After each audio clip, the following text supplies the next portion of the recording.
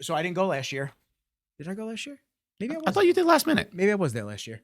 I don't remember. Yeah, you were with like all the road guys because I remember I was trapped at the Arnold. I was trapped at the actual gym outside of the expo because we sponsored Pro's Gym. We have last year? That was last year. Every year that I've gone, I get brought there for two reasons. One, because my sister used to go to Ohio State, so I'm already familiar with the area. I bring the team there. When we go out, I know where to go, basically. Two is I have a relationship with the guy that owns Pro's Gym.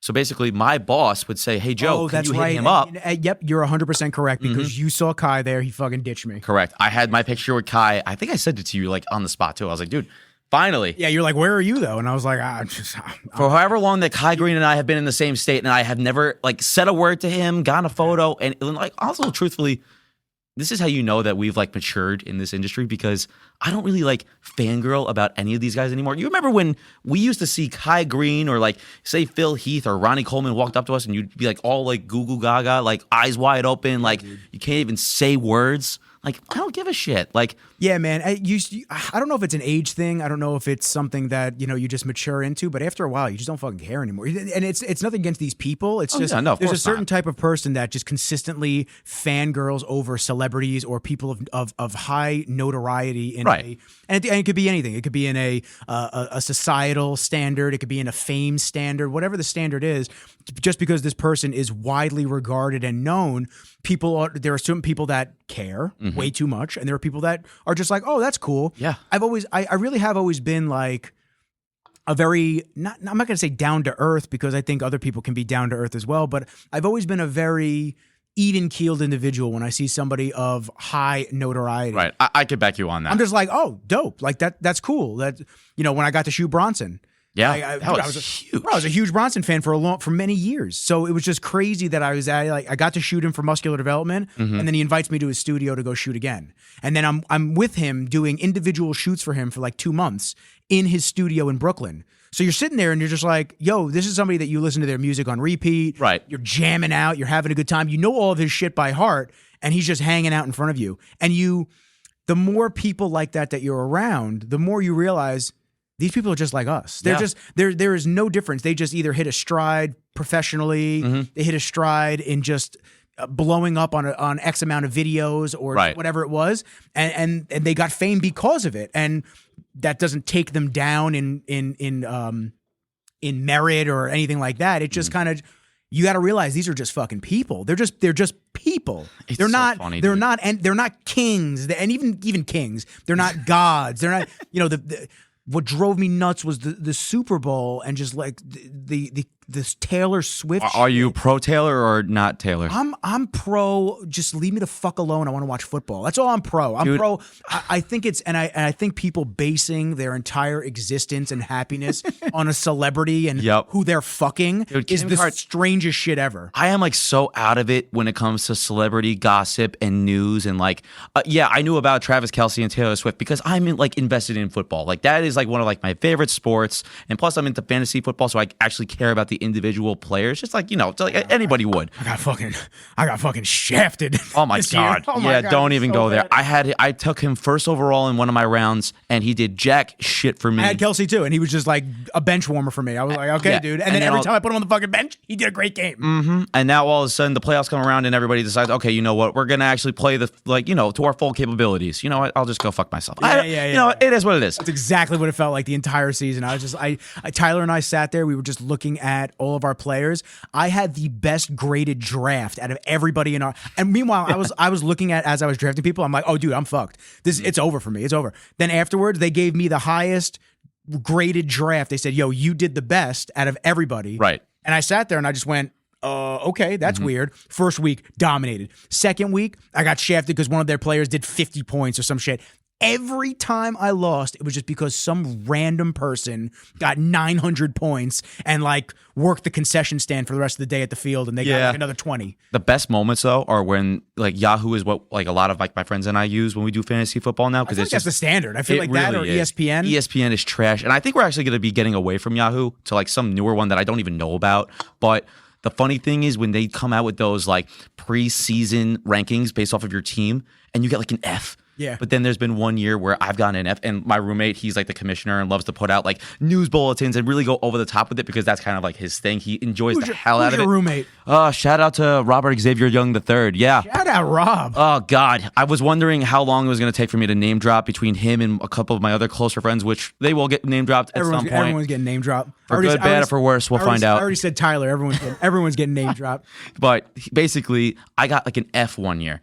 And he did his little news bulletin and spoke to, okay, this is a questionable pick. This is a questionable pick. What's he doing drafting this guy? Won the year. There you go. So between me and like my home league, like I've only done 2 of them. I can't do more than 2 leagues. The people that do 5 or 6 leagues, I don't know how you end up getting through the season. I do 2 leagues. Week 17 comes around. I am so done with football to the point where I almost didn't even watch the playoffs. Truthfully. Dude, I deleted the app. I got shafted so hard. I said, fuck this. And I just deleted the app. I was over it. I'm like, let it ride out by itself. Yeah, I'm perfectly content with just, do what you got to do for like the individual people. You set your lineups. And it's funny because a lot of my friends, like I have one of my friends who's actually a late night talk host for sports. Oh, shit. Like goes into the city.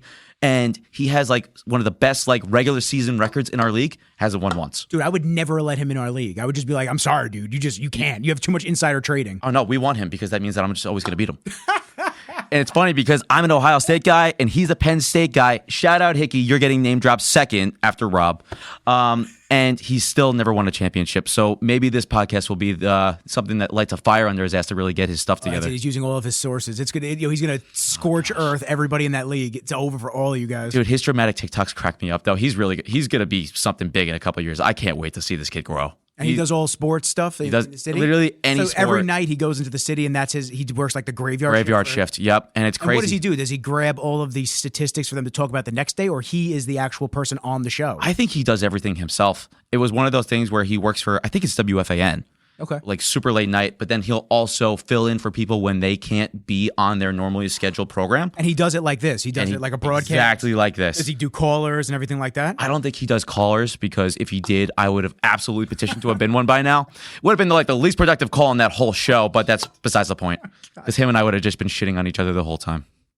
I mean, dude, if Tyler was a talk show host at night, dude. oh my God, I'd be the first and last call every single show. Rajol Brothers literally was like, I love you both. It was a clusterfuck every single episode. And I miss that so much. It's funny you say that. I just sent him a clip from that today. It was hysterical. It was when he announced that they were that OnlyFans was moving away from. It was moving away from pornographic material for a little while. Then I decided they were going to lose all their. Oh, that's right. Yeah. I forgot how big of a deal that was. Breaking news sound in here. Yep. Okay. Oh my God. Yeah. This fucking kid. OnlyFans is moving away from the model of nudity, sex, and pornographic material. Really? Yep. They're going for funding and they're moving to a more professional-based service. So you just like see him doing the yes chant. OnlyFans, you're not getting any more of my cash. Yeah. Right back to Pornhub, baby. Oh my God. Oh, it's fantastic. This fuck. I swear to God, I love this kid. I see this kid literally in like the first thing in the morning sometimes, and it's so crazy because I forget that he's Tyler because he's like everybody's dead in the morning when we all go to work out. Yeah. And it's like 6:10, we're all warming up, and he's literally just sitting in the corner by himself. I'm like, dude, are you ill? That's how like, I am. This is bro. not yourself. No, that's how I am too, though. You still bullshit with me in the mornings though when we see each but other. I'm Like you're like awake. Tyler is like, why the fuck am I here? And then 5 minutes into the workout, he's like, okay, I'm good. Like I'm good.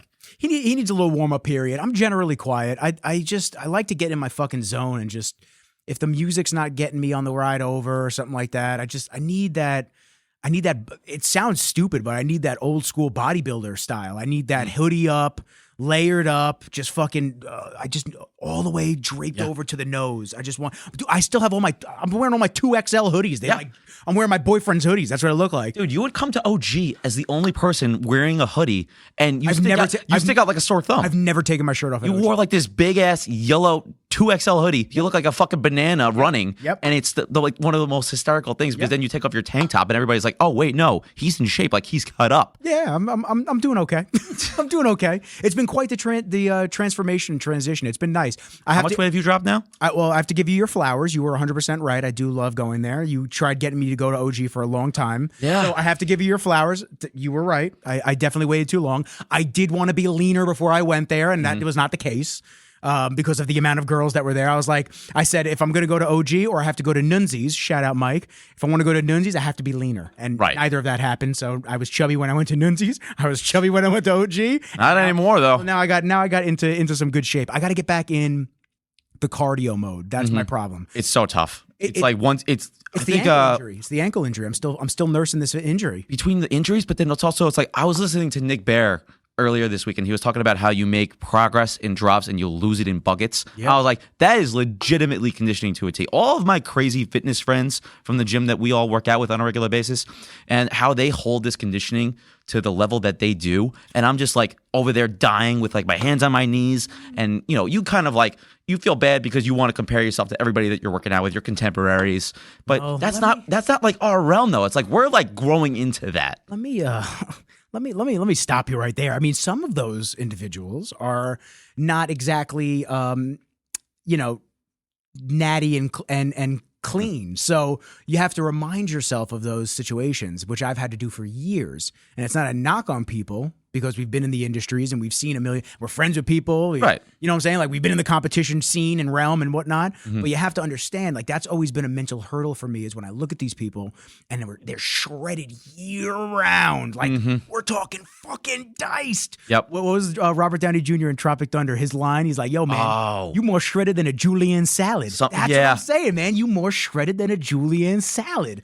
So when you see these people, you have to kind of just pause and go, that's amazing that you're able to keep that shape. Because it still takes a lot of dedication and hard work. But there are other factors that allow everyone to stay tight year round. Right. Does it make it easier? Absolutely. Yeah. But at the end of the day, I mean, it's like you see what these people are eating. Yeah. So they're consistent. That once again, I have to do the disclaimer. That doesn't take away from what they do on a daily basis. Right. It does make it easier to hold. Like even the dudes after shows, man, I was suffering to keep my shape after a show. You're preaching to the choir, man. Dude, and these fucking guys, they were just like lean for like 6 days after, and then you see them let go, and they're just like, okay. It's almost like when someone's like holding their gut in for like the photo shoot, and then okay, and everything just comes fucking falling out. It's so crazy, man. I mean, honestly, thankfully, I had like other factors this time around when I did my show in November that were encouragement for me to hold my shape for literally as long as possible. And I think I actually did relatively well with that up until maybe the first or second week of January. You know what I'm saying, though? Like, you always look good, though. You don't ever look bad. You don't ever look like you're blowing yourself out. You know what I'm saying? Like, yeah, I try to. You never look like the dude that just let it all go and now I got to restart again. No, I've done that. I've done bad rebounds when it comes to shows. And it's something that, like, so one of my friends actually gave me a topic that we could have talked about where it's like, okay.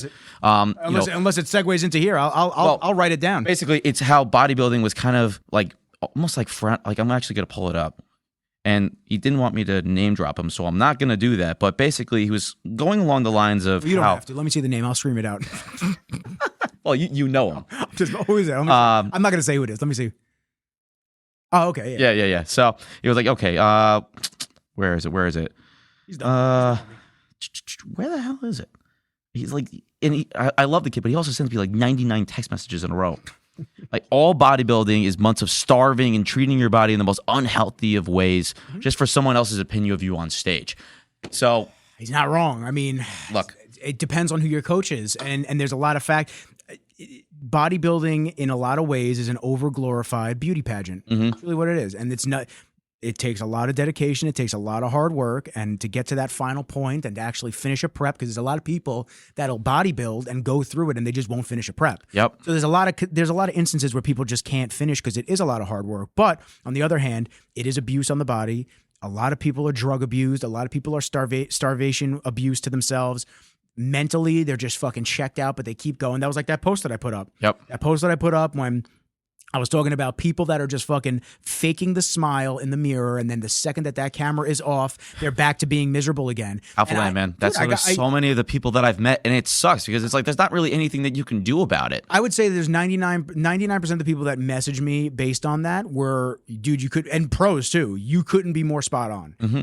And then there's like the 1% of people that just were like, oh no, you're wrong. And it's okay. Like if you feel attacked by that, don't be upset with me. That's some internal reflection that you have to do on yourself, the sport. And, you know, if you're in your mid to late 30s and you've just been competing and, oh, well, I just do it for me. It's like, really? You just starve yourself and do these preps and run yourself into the ground and spend a ton of money on gear and do all just for you? Yeah. I mean, I'm sounding judgy because I am in some ways, but if that's how you take fun and purpose it for yourself, I mean, glory be to God. Do your thing, brother. But I mean, that to me doesn't seem fun. What seems fun to me is achieving a healthy, balanced physique. Thank you. Being an athlete, having a good relationship with food, understanding things that serve you and things that don't. Because there's a lot of things in this world that don't serve us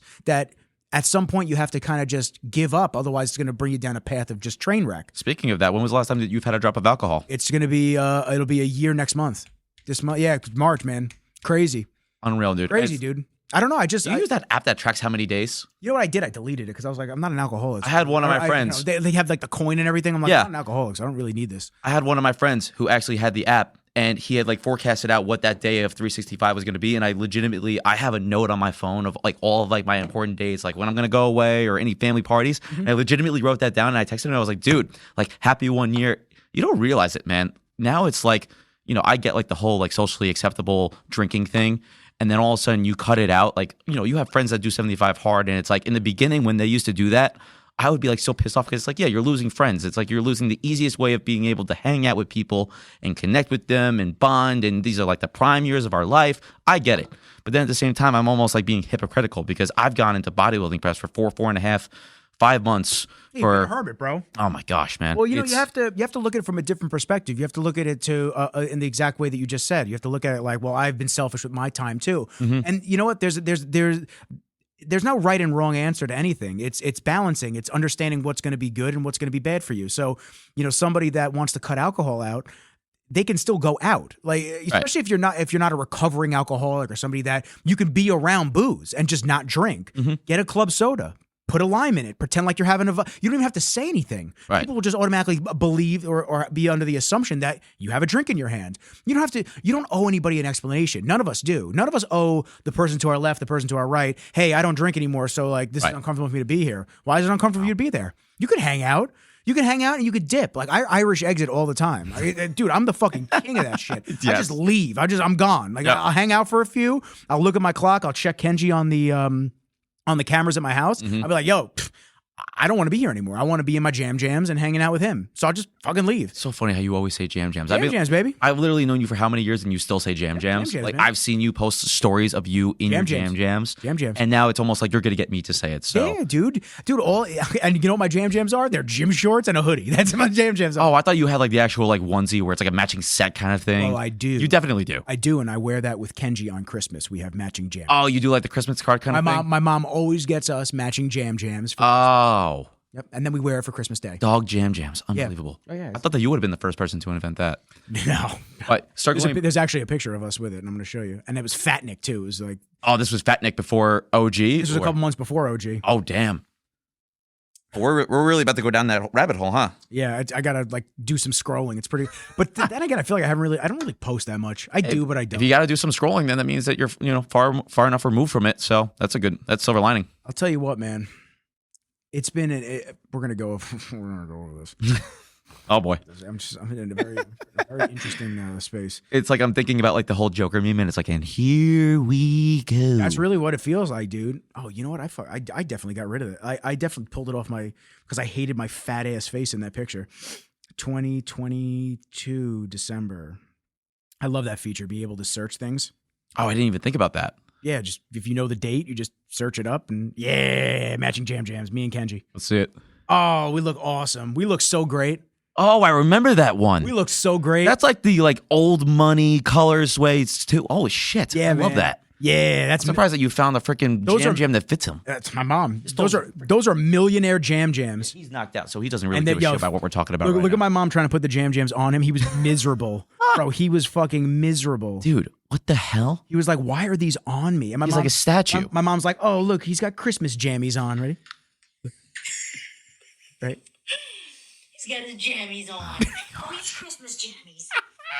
Unfucking believable. I said, yo, she wants a grandchild so bad, and all she's got is all she's got is Kenji. Hey. You know, you're still young. We got time. I got to get a text back before I have any kids. So, what was I fucking saying? Christmas jam. How did we get on jam jams? I don't know, dude. We started about the whole bodybuilding thing, and then we ended up on jam jams. Yeah, dipping. So, right. You know, it's you just have to if you have. This is gonna sound so fucking cliche. If you have a mission and something that's important to you, don't allow external factors to sway you from doing that, because the time's gonna go. Look at it. It's a year, bro. Yeah. It's a year that I haven't drank alcohol. It's a year, almost a year that I joined OG. So it's like the time is gonna. They're like synonymous with each other. The time is gonna go by regardless. So you might as well just do the shit that you want to do, because those people that are judging you, those people that are telling you, it sounds so cliche, I really hate sounding like this, but those people that are judging you, that are telling you like, oh no, have one drink, oh do this, oh that, they might not even be your fucking friend in a year. Yeah. But your mission is going to be the same. Mm-hmm. I mean, it's almost a year too, May, so a couple months off since I started jujitsu. So it's crazy, dude, how just the time is just going. So what are you going to do with that time? It's also crazy too, because it's like, not everybody really knows what your own personal goal is going to be. And you might not even really know what that is yet, but I think people might realize that a part of it, whatever it ultimately ends up being, is going to be, okay, reducing like external stressors like alcohol and not even really needing to worry about that. Even like, so one of the guys that I'm really big on lately is Chris Harris, one of the big CrossFitters, High Rocks guy. He's the cat out east, right? Oh my God, dude. Yeah. He is like one of like the fittest people I've ever seen in my life. I got to make it over there one of these days to train. But he's really big on like lift heavy, move fast, lift heavy, MF, LH, move fast, lift heavy. Mm-hmm. Yeah. So Taylor and I filmed there a couple times. It's a dope gym, and he's super big on the non-alcoholic brews, which is funny because one of my other friends from the gym, Ernest, he has been so big on those too. From the day that I met the kid, it's funny. I think initially, maybe like the first couple of times that we went out, he was drinking. And then that's when he went into his whole sobriety phase, you know, where it's like he made it 365 days. We would go to the bars and I would already know to have one of those at the ready, or he would have like my alcoholic drink at the ready while he's drinking his. But this is what I'm saying. Happiest guy ever. You can have, and this is something that has to come across to people with prep as well. There's a balance. You can still go out. You can still get to bed early enough to go to the gym the next day. Mm-hmm. You can still prep all your meals and have all of your macronutrients covered all throughout the day, and still be able. But that's what I'm saying. Like, you can still have a fucking life. Yeah. It's not. But we get into these mindsets that, oh no, I have to be a hermit. I have to do this. I have to that. You don't have to do shit. Oh no, just dude. Be.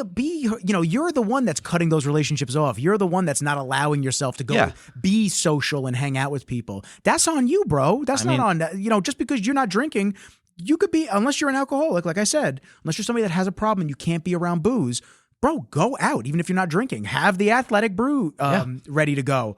No, you don't owe anybody a fucking explanation for nothing. And it's also so funny too, because like when I go into my prep stages, it's funny because my friends know because I tell them and they follow what I'm doing, because I like to post a little bit more when I'm doing that type of stuff, because you're kind of like tracking the journey a little bit. Yeah. But then secondarily, they're like, oh, okay, like, Joe, you want to come out with us? Okay, yeah. It's like, guys, we're good. Joe's gonna he's gonna sober drive for us tonight, so nobody's got to worry about that. I'm like, I am like so content with that, man. I feel like I just love being the person that drives anyways. Yeah. So I mean, because you can leave whenever you want. Yeah, and plus on top of that, I live in my car anyways. It's like that's why it's like the first time I ever bought a new car in my life. But I knew how much time I spend in the thing, and every single time I get into it, I'm still like the happiest guy alive. I feel like the Jeep is dope. I literally feel like I just drove it off the lot. Yeah, the Jeep. No regrets at all. Gladiator's sick. I like the Gladiator. Oh my gosh, man! I'm on my fucking Toyota kick, man. I want to get rid of my BMW so bad, and I want to get a Toyota. I can see that. I'm waiting for these rates to go. I don't know. You need it for this behemoth, dog. I don't know what transformation has happened over the last couple of years, but I'm turning into a fucking redneck. I really am.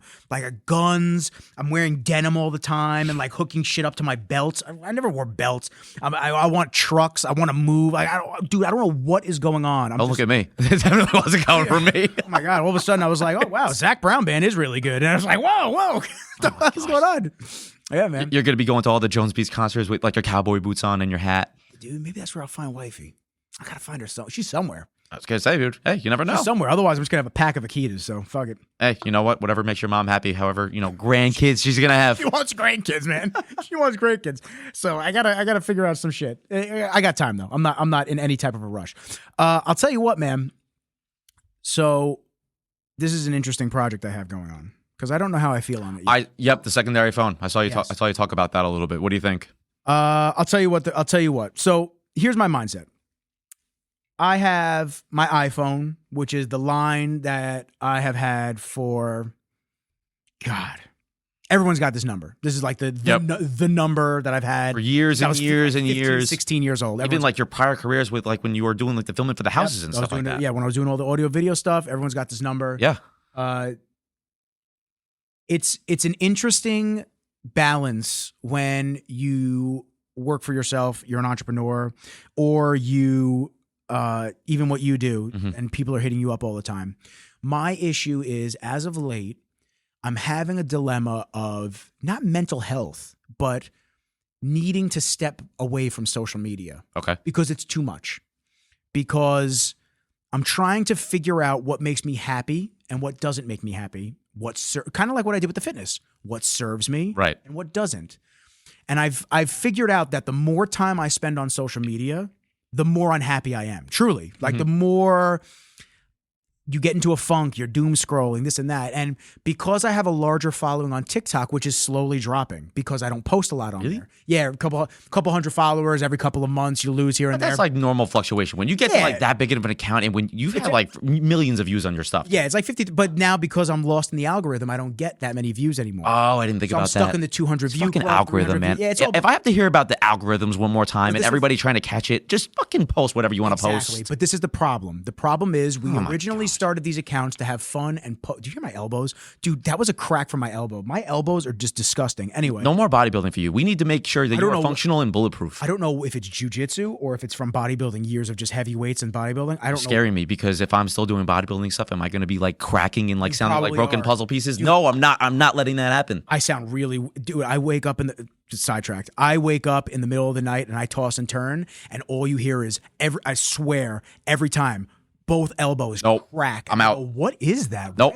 Why are they cracking? I absolutely refuse. I always joke around with everybody that I want to be the one person that lives to 100.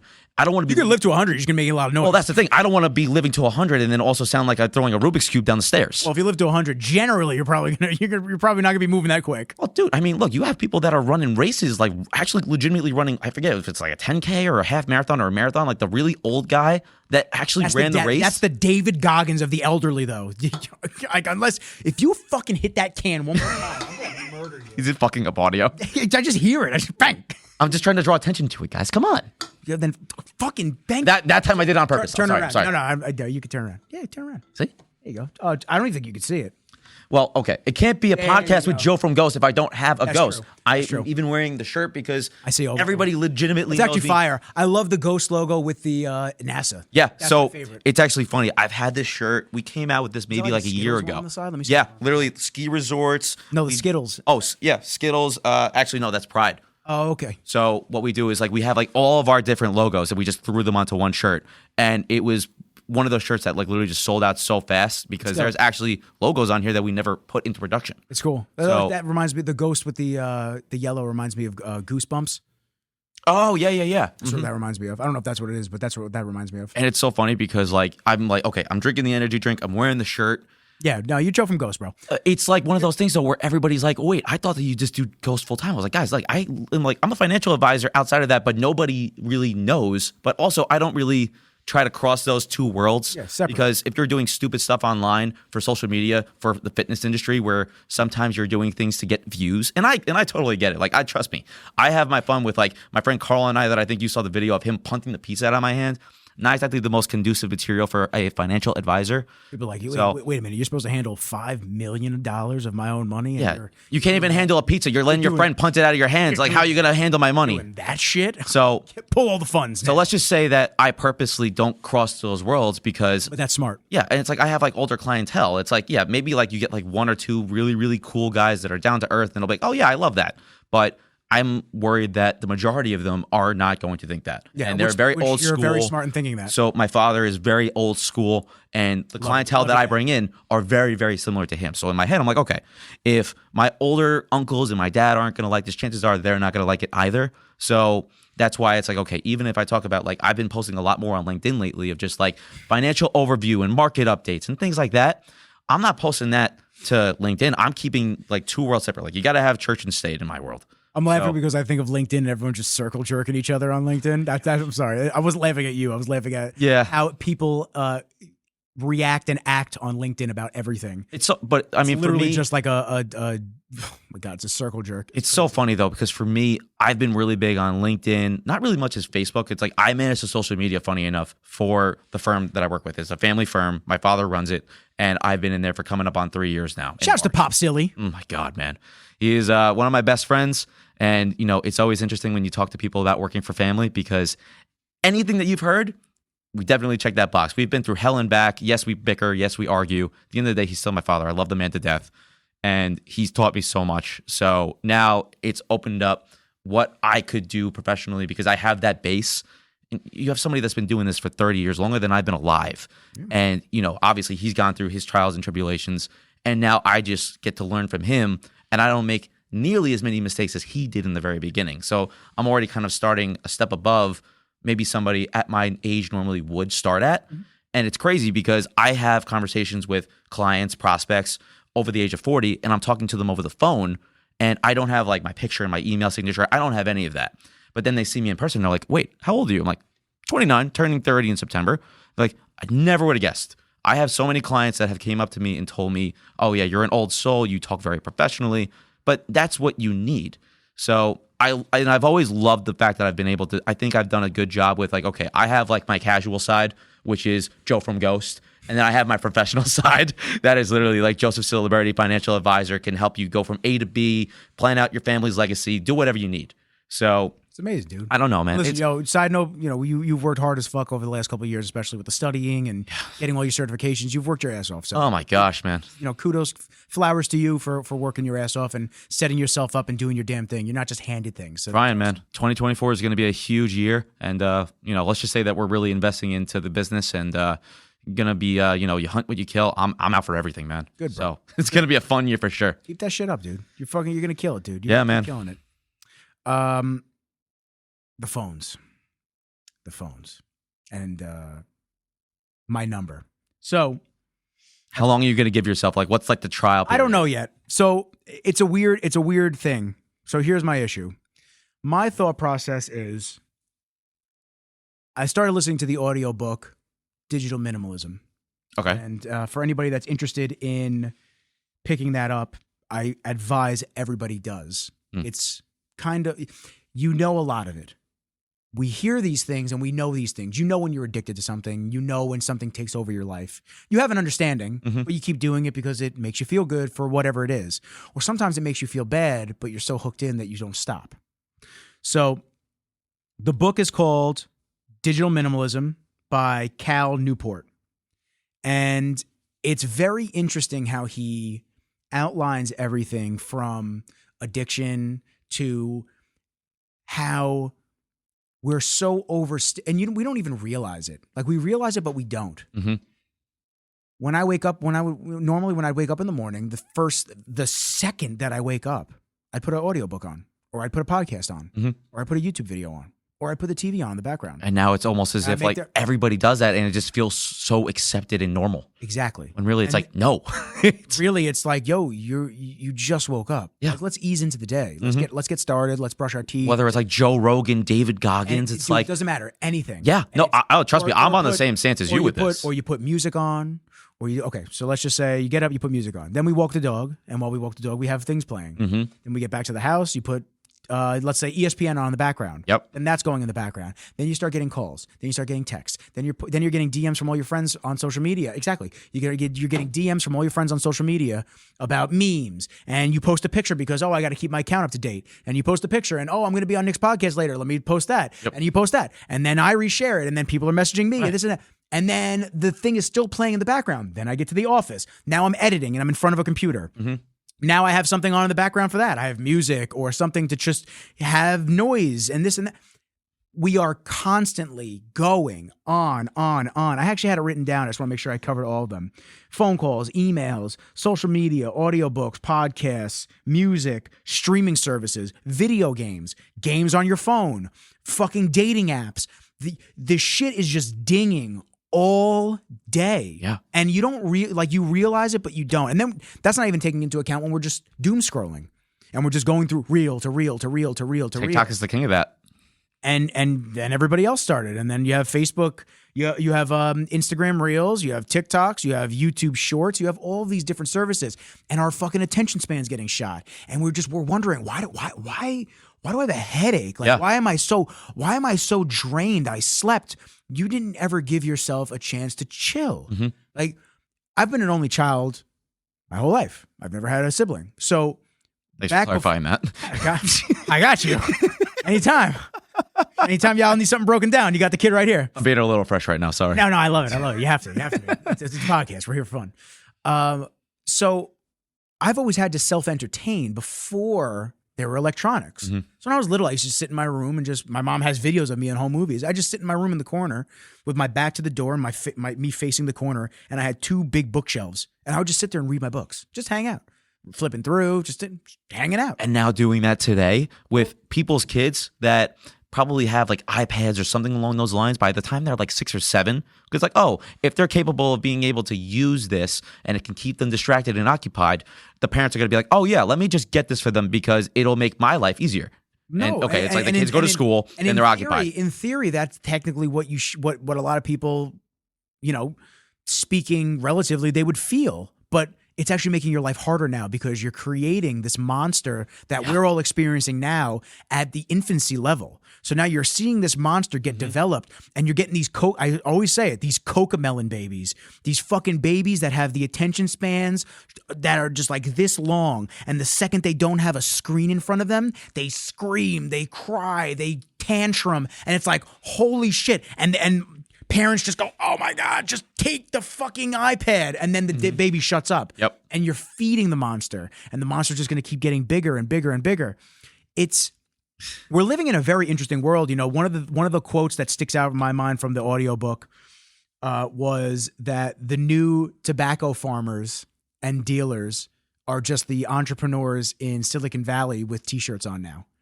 Because they're giving you this addictive substance. Oh, okay. I follow now. Dude, the algorithms are based off of casinos. That's what they're based off of. You'll refresh your photo a couple times. Like we've all done it, bro. I post a photo and I sit there and I refresh it a couple times. I'm like, oh, no one's liking it. That's weird. And then all of a sudden you get like 5 likes. You go, oh, they hold that shit back.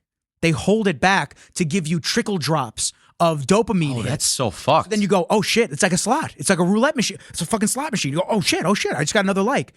That is ridiculous to think about, man. It's really bad, man. And it's even deeper than we even know about. And it's one of those things where it's like, I have no problem with, it's like, okay, I made a post earlier today. First, like maybe like 5-10 minutes, I had downtime at work. That's all I was doing. I was like, okay, it's like, let me see who's like, actively looking at this. And you're always going to have the people that always support you and, like your posts and interact and stuff like that. But that is a whole new level of fucked up. It's bad. And then there was another guy, I posted him on my story today. He broke it down crazy, dude. He was basically showing you the amount, if you were to live to 90, he showed the amount of months. I forget what the actual of like amount being was. On your phone kind of thing? Well, no. If you were to live to 90 years old, that's, just being generous, like at the statistics. Right. Whatever like the life expectancy is now. Yeah, I think it's like 80s or something like that, like the lower mid 80s. But anyway, he's like, if you were to live to 90, this is how many months you'd have. And he starts taking them away. But this is how many months this is how much time it would be after you spent driving. And this would be after food. Oh, okay. And then he said, 18-year-olds are on track and expected to waste and be behind the screens 93% of their free time, like for the amount of time that they're left on the earth after all the mandatory stuff's done, hygiene, cooking, driving, all the regular stuff. Right, 93%. It's fucking insane. The statistics are just mind-boggling, and do you hear my elbow? Dude, that's my elbow. I got wide-eyed. You'll probably catch that on there. I was like, wait a second, that was your It doesn't hurt. elbow. It's just loud. But even still, dude. I don't know. I'm gonna have to get new elbows. That's okay. Give you like deer antler or some shit like That's that. cool, man. Just give me something. So anyway, and I'm itchy because I haven't gotten shaved, and my little hairs keep poking my nose. So if you guys see me going like this, I don't have boogies. I just have hairs on my nose. my mustache that's hitting my nose. It's also so crazy though, because like last part that I'll talk about with that, and then we can circle because I know you have stuff that you want to talk about. This is all part. It's all part of it, and it's all part of this. We haven't even gotten to that yet. So LeBron James is one of my role models, right? When you're younger, your parents tend to give you people that you can look up to that have the hard work ethic that really just they do everything the right way. Mine, Tom Brady, Derek Jeter, and then basically I made myself a fan of LeBron James, so I've always looked at him. But one of the coolest things that I'll always give him credit for. Bronny, his son, who obviously now is like this huge superstar for USC and coming up in the basketball world. LeBron wants to play with him, yada, yada, yada. Didn't get an IG or like anything like that, social media related, until he was 16. Yeah. Growing up in this age where it's like, okay, obviously LeBron is one of the smartest people in the world business-wise. He understands the long-term, like what's really possible with him if he does everything a certain way. But being a 14, 15-year-old with like no social media is unheard of now. Yep. I can't even remember. It's like Instagram wasn't like even really like that big of a thing when we were coming up in high school. I think like maybe our junior, senior years when it really started to like actually come up. And okay, everybody had one. You were posting kind of thing, and it looked like archaic compared to what it is now.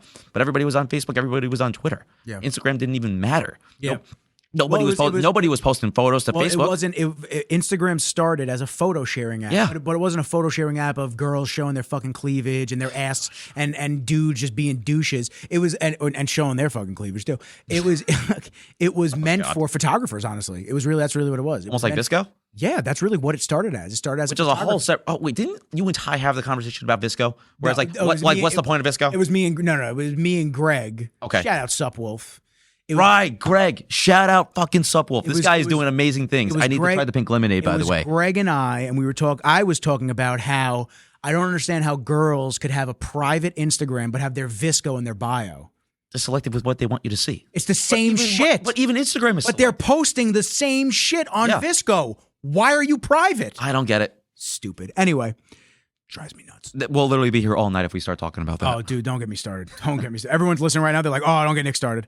So it's crazy when you start to see the statistics of just what actually goes into it. And it's a very tough mindset / subject for me because my business is social media. Mm-hmm. I get paid to create content for social media. Obviously ad work too that has been on TV and published in magazines and whatnot. I still see the ads that you had made with what's the person's name that you did the soccer shoot for Young LA. I still see those commercials popping up, man. Ricky? Yeah. You still see Young LA? I still see those ads. And I remember when you were talking to me about that, I remember I had followed him at the time because we were like mutual friends with somebody. Ricky's the homie, yeah. And it's still crazy to see those, dude. Yeah, it's cool, man. That wasn't my favorite shoot. Not because of Ricky. It didn't turn out the way I thought it was going to. Yeah. But any other videographer, photographer, they'll say the same shit. They'll be like, not every shoot is going to be a golden one where you're just like, wow, this is just the most amazing shoot I've ever had. Mm-hmm. There's going to be some average ones where you just go, I should have done this differently. Should have did this different. It was a good shoot. It had nothing to do with Ricky because we had done a shoot for Tier before Tier was Tier now. And it was a similar shoot to that. Style-wise, but the Young LA was after that. And that was before Young LA really popped off. Yeah, and the Tier one was, I love that one. That was my favorite one. It's so crazy because now you have like all these crazy companies that are competing with Gymshark and Alpha League. Those were like the two big behemoths. And now you have Young LA, you have Jed North, you have all these different companies. Mm-hmm. So... There's always going to be a lot of competition as barrier to entries are lower. That's why you see a ton of videographers, photographers. Yeah. Everybody moving to Houston because there's opportunity to become content creators and get yourself seen by the most amount of people with those followings. I have one of my best friends, Johnny, who I just saw over the weekend. He moved to Houston. Dude that does the ghost stuff? Yeah. I see him he pops up on my YouTube a lot. He pops up with his channel, a lot of stuff, because sometimes I see a lot of the other video and photo creators, and I'll shoot him a little like. I'll be like, oh, good shit, dude. No, honestly, he makes some really cool stuff because now he's the personal photographer and videographer for one of my other friends, Alex, who's like one of the IFBB pros for Ghost. Nice. And he's going to be killing it this year, too. He's on this big redemption tour, and he's going to be coming for heads. That's awesome. So shout out Alex and shout out Johnny because shout out the homies, man. They also make some really funny stuff, man. And it's so funny because I literally saw them. The creation game is tough. I saw them over the weekend, and it's funny because I had both of them right in front of me. I was like, look, I see what you post, and I know that that's you, Alex, and I know what's you, Johnny. And I'm like, that was definitely not you. And it's just so funny because like I see Alex, and he's like, okay, bodybuilder, online coach. Johnny is the real creative brain. Not to say that Alex isn't creative, because he definitely is. He has his funny stuff, don't get me wrong. But Johnny is just like one of those people where he'll throw you ideas and you'll be like, how are we going to make that work? And he'll just be like, watch me. Yeah. And he'll make the post. And it's like the amount of buzz that this kid gets. But again, circling back to the main point, he moved to Houston. He's originally from California, left his family, went to Houston, and he was trying to do a lot of stuff with Alpha Elite, and now he connected with Alex, and now he has the liberty to go wherever he wants and do whatever he wants to do. So, but now you have so many people that are doing that. The field the barrier to saturated. entry is very low because realistically, they don't have to buy $5,000 lenses like I do. They don't have to. That's an artistic choice. I don't have to buy those lenses. I could save my money, stack my paper, and call it a day. But I like to reinvest. I've always been able. The ability to reinvest has always been big for me and get new gear that aligns with me. Yeah. I never wanted to have my work look like another videographer's. A lot of guys are cool with just like swagger jacking each other and jerking each other off and this and that. It's not that I didn't want to progress in a certain style. I wanted my style. Right. I like the way I do. Everybody has their own thing. And I've gone back to that style now. I've gone back to more storytelling. I've gone back to more of that. That's what got me into this. Not the hype edits and all the fucking jerking off and shit. I can't do that stuff. It's done too much. And then you got every videographer posting with the same trending audio and the same style of videos, whip pans up the fucking ass, burn transitions left and right. And it's like, guys, no one's different anymore. Be different. Stop fucking following all these trends. I know because you saw that this dude got 3 million views and this dude got 100,000 and this dude got 50 million views and an endorsement deal because of it. Dude, you didn't see the 900,000 other videos that were posted with that audio that got a view or 2 views. It's funny because when I was really focusing a lot on the content creating and posting regularly, I was that guy that was looking for the trending audios. And it's so funny because content creators, by the way, I give you guys the most amount of credit out of like almost every other industry when it comes to this part of what we do. You, Johnny, Kev Crierhouse, shout out Kev, who's also doing amazing things. But he had told me one day, you literally should just post what you want to post. And you need to enjoy what you post. The following and the views and everything else, that'll come as you gain your following and as people really start to, process and take in what you're posting and the meaning behind it and how cool it actually is. Yeah. So that's something that I've really been living by a lot. It's like authenticity. That's really what it comes down to. It comes down to authenticity. It's like authenticity remains undefeated. That was like one of the biggest things that they've stressed since day one. So. You may get the views, you may not. But the whole thing is, and the whole point of it is, you're doing this for a reason, so do it. The same thing with the podcast. The podcast is growing. It's growing slow. It takes time. Do I want to be Joe Rogan right now? Without question. Would I love to have a $100 million deal from Spotify and just do this for work? Without question. People are going to be waking up in the morning playing you. I appreciate that. I mean, listen, I have people that I'm blessed that I have people that tag me in their friends, and people that I don't know, like people that just want to support because they see me just doing it and they follow the journey from now. They weren't there for the episode 1. Oh, that's God, cool. I remember that. But you know what I'm saying? Like episode 1 on Rizology, but there's also episode 1 on The Voice and Rizzles. There's also episode 1 on with you and John, right? Yeah. Dude, John and I had like 70-something episodes. Tyler and I had 11 episodes. This is episode 89 of Rizology. 89. So this is what I'm saying, man. Great number. So that's what I'm saying, dude. It's like the journey, you just got to do what the fuck you want to do. Like I don't allow these algorithms to bend me over a barrel and tell me what to do anymore. I'm not doing it anymore. Like they're gonna trickle feed likes to you. They're gonna keep you addicted. These things are going to do what they're designed to do. And one of the interesting things that one of the guys I was listening to spoke about was, what do you value your time at? $20 an hour, which I don't. I value mine a lot higher than that. I know you do as well. Oh, yeah. So it's like, let's say it's $100 an hour. Right. Just say $100 an hour. Okay. How many hours are you spending doom scrolling on TikTok or Instagram? Wait, it gets when you start adding it up. How many hours are you doom scrolling on TikTok? Generously, just give me a figure. This isn't a judgment on you. This is just in general. What do you think? Call it an hour. Just use an hour. That's a lie, dude. Come on, an hour of doom scrolling. Use easy numbers for everybody else, so that way you can kind of like drive your point. Okay, let's do 2. 2 hours. 2 hours. All right, so let's say 2 hours times 30 days in a month. Right. Times 100. Technically, you're spending $6,000 to use an app that's quote unquote free. That is horrifying to actually see and realize. 2 hours. Yeah. That's low. Which, by the way, I am not big on TikTok. I'm going to be fully transparent on this. Okay, anything. It does not matter. Any social site, it does not matter. All right, fine too. That's what I'm saying. So think about it. Which might even still be a little low. And you and I definitely value our time at higher than $100. So let's just put it there. Yeah. So you're spending all your time, your free time or at least 2 hours of it, which is a lot. Think about people that say constantly, I don't have enough time to go to the gym. Dog, 2 hours? Yeah. You go to OG for an hour and you got a fucking killer workout in. I go to jiu-jitsu right after, I get another fucking killer workout in. That's 2 hours, done. Double killer workouts, I'm toast. I worked out, I've expended all of my energy. And that was the time that I was just sitting on the couch doing nothing. It's so funny. Not gaining anything. Like maybe you gain some knowledge. Right. But generally, it's a lot of just bullshit. It's just like entertaining you It's a lot of short term. sensationalism. Right. It's a lot of politics. It's a lot of this.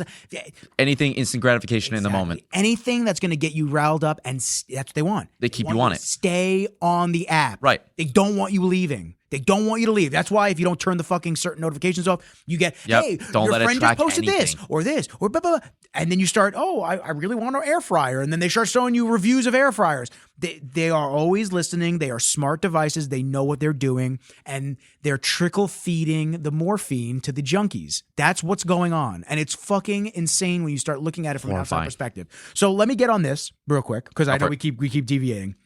So my thought process has been, I used to work at Apple a long time ago. I used to work at Apple. I've always been about that. I've always been an Apple fan. I've always been an iPhone guy. I really have. When I left Apple in 2013, I left for a year and then I came back to them after I graduated college. I bought an Android phone. I bought a Samsung Galaxy S5. And let me tell you, I love that phone. That phone was so awesome. You and your green fucking messages. You're one of those people. This is before Green Bubbles. This is like right before around green bubbles. 2013, 2012. They had not. They iMessaging wasn't a thing yet. I don't think they were. I don't think they started it yet. I think it was like 2014 that started becoming real, like a big thing. There is one person that I actually still somewhat talk to on a regular basis that has an Android or a Samsung or whatever the hell it is, but it comes through green. Still triggers me. And you know what? This is only a U.S. problem. They don't have this problem internationally. You look at reviews or comments of videos of people internationally that hear the green versus blue bubble thing. They go, "What the fuck are you guys talking about? We don't even use iMessage overseas. We use WhatsApp." Yeah, I forgot about that too. They use WhatsApp. They use Telegram. They don't use iMessage. So it's primarily a U.S. thing. I think for me, more so it's interrupting for me is the lack of FaceTime, because I do FaceTime a lot and I FaceTime audio a lot. So I missed my Android phone, truthfully. There's more customization. The keyboard is better. It's more enjoyable to type on that. On this. Way more. I'll let you do it too. It's way more enjoyable to type. Not for nothing, by the way. This is giving you old school, like I had that you were like 35 or 40 years old. I had that flipping on this to your pants. Dog, I had that on my belt all day today. I looking saw like a you as we walked contractor. up here, and I just didn't say anything. I was Looking like, wait like a second. Contractor. You're like a 50 or 55-year-old uncle going to like some sort of family party. Yeah. Where it's like, yeah, you have like the beeper on your belt kind of thing. And it's like, yeah, he's just like unclipping it. He tries to be like slick. Oh, would you stop? How awesome is that? It's so good. It's awesome. So It doesn't take much from you nowadays, huh? no, it doesn't take much to make me happy. I mostly just go to jiu-jitsu. I go to OG and I work on videos, and that's pretty much it. So I missed my Android phone. There's a lot of things that Android does, especially the always on display and the under screen thumbprint scanner. Okay. Is fucking gangster. So there you go. Phone's unlocked. You can customize the phone any way you want. I mean, it's a much snappier experience than iOS. Right. It's really Truthfully, it's responsive. It really is responsive. They also do notifications much better as well, because I can look at notifications and answer them right here. Oh, as okay. opposed to having to do it all through there. It's So funny because there's now a lot of it's like- benefits. it looks so similar to this in some ways, though. Where It it's does. like, okay, like just visually looking at that for the 5 seconds that I've been looking at it, Yeah. it looks somewhat It does. normal. I mean, if you scroll, I mean, it's you probably don't even know where to go on that thing. Honestly, you can I wouldn't know swipe where to up from begin. the bottom. You can get your apps. That's the apps. Okay. I mean, there's a lot of things that Like anything else, though. It's like, The cool thing is it also has a permanent back button for everything. So every app, that's the back button. oh, So every app has a universal back button instead of like, do I swipe on this one? Do I hit the top? Like, there's no uniformity for that on iOS. right. But anyway, it'll be like anything else where it's Anyway. like, it took me so long even just to get used to like the facial ID. I had the phone that you still use the thumbprint you for had the iPhone the longest SE, time. or the Yeah. little mini. I had, oh my God, don't, I remember okay. the mini. We did the shoot on the bridge. Remember in Roslyn? We did a shoot on the bridge. I'm going to get so much shit for this, but I love the mini. That was gangster, bro. I loved the mini until I got shat on it royally And you're by allowing the ghost people, and you're allowing people to tell you how to feel and do. But at the same time, it's like, okay, literally. So, okay, quick story because I don't want to keep, No, it's okay. we keep getting off No, topic. dude, that's the podcast. I don't care. But at the same time, so I was on like one of like my first ghost trips ever. I signed with the company it's coming up on 3 years, which is fucking insane. September of 2021. They signed me on my birthday, which is also a really cool detail. So shout out to Mario and the whole team. We went to a ghost event. It was at Alpha Land. It was in Houston. We were all going to the team dinners. I have no idea. I really don't know anybody yet. I know who everybody is just because you connect with people on social media. You want to have an idea of who you're going to be with when you go to these trips and like what they're about kind of thing. We're all at dinner, and one of the other girls, Britt, who is like up in the company of Ghost as well. She does like other things. She's not just like an athlete or anything like that, even though she has a big following herself. We're all sitting at dinner, and I'm like, typing on my phone, whatever. She's like, Silly, because everybody will call me like Silly because of my IG name when I go on these trips. Like, is that your phone? I was like, yeah. She's like, literally, she puts my phone down and she puts her phone. This actually works out perfectly. So like, look how much bigger the Android is compared to the iPhone. Yeah, but that is us at dinner. But she's like, literally just like, but that's the same. How does it feel? Well, look, I'm like, it's the same. I need to get rid of this fucking phone. Well, look, it's the same as that's the 15 Pro Max, and then they're basically the same. But now it's like all these are like somewhat closely related to the size. Yeah. I had a mini compared to her phone, which was like the Max or whatever the hell it was at the time, and she literally was just like, how does it feel? And I was like, I don't know, but I don't feel good. Yeah, I don't feel, it definitely feel good. I don't feel confident about this. So now there's a running joke between me, her, and Mario where, it's like, it's like, how's the iPhone mini? If I ever take like a photo or a video where it's like potato quality, it's like, oh yeah, you switch back to the mini. I'm like, just leave me alone. I'll tell you what, man, I was nervous about the cameras because the cameras, they talk a lot of shit about Android cameras because they're either hit or miss. I thought they were better. Yeah. Well, the Samsungs are the ones that are really good. This is the Samsung. So I'll tell you what, man. I have found that it gives me much more realistic photos than my iPhone. Realistic. So like the colors are more natural. Okay. Like when you look, that's what my apartment looks like. That's exactly what it looks like. Good looking pup. He's like, that's the homie right there. The most photogenic dog. I swear. Really is. Outside of my dog Kobe, I'm always gonna be biased. But you have to be. Oh yeah. It's like literally. It's like I'm surprised. I'm surprised that he hasn't made my wallpaper yet. Nah, it's that's your baby, man. Those photos that I post of him legitimately get like the most reaction out of anything. Like our video that we did a couple of years ago for like one of my preps and one of the Ghost projects. Yeah, that got a lot of buzz. That was fun. Kobe supersedes that. Yeah. And how much time and money did we put into that? I don't even want to get into it. Yeah, my simple picture of a dog. I've had people start telling me to do the ASMR with him eating on camera because he eats raw.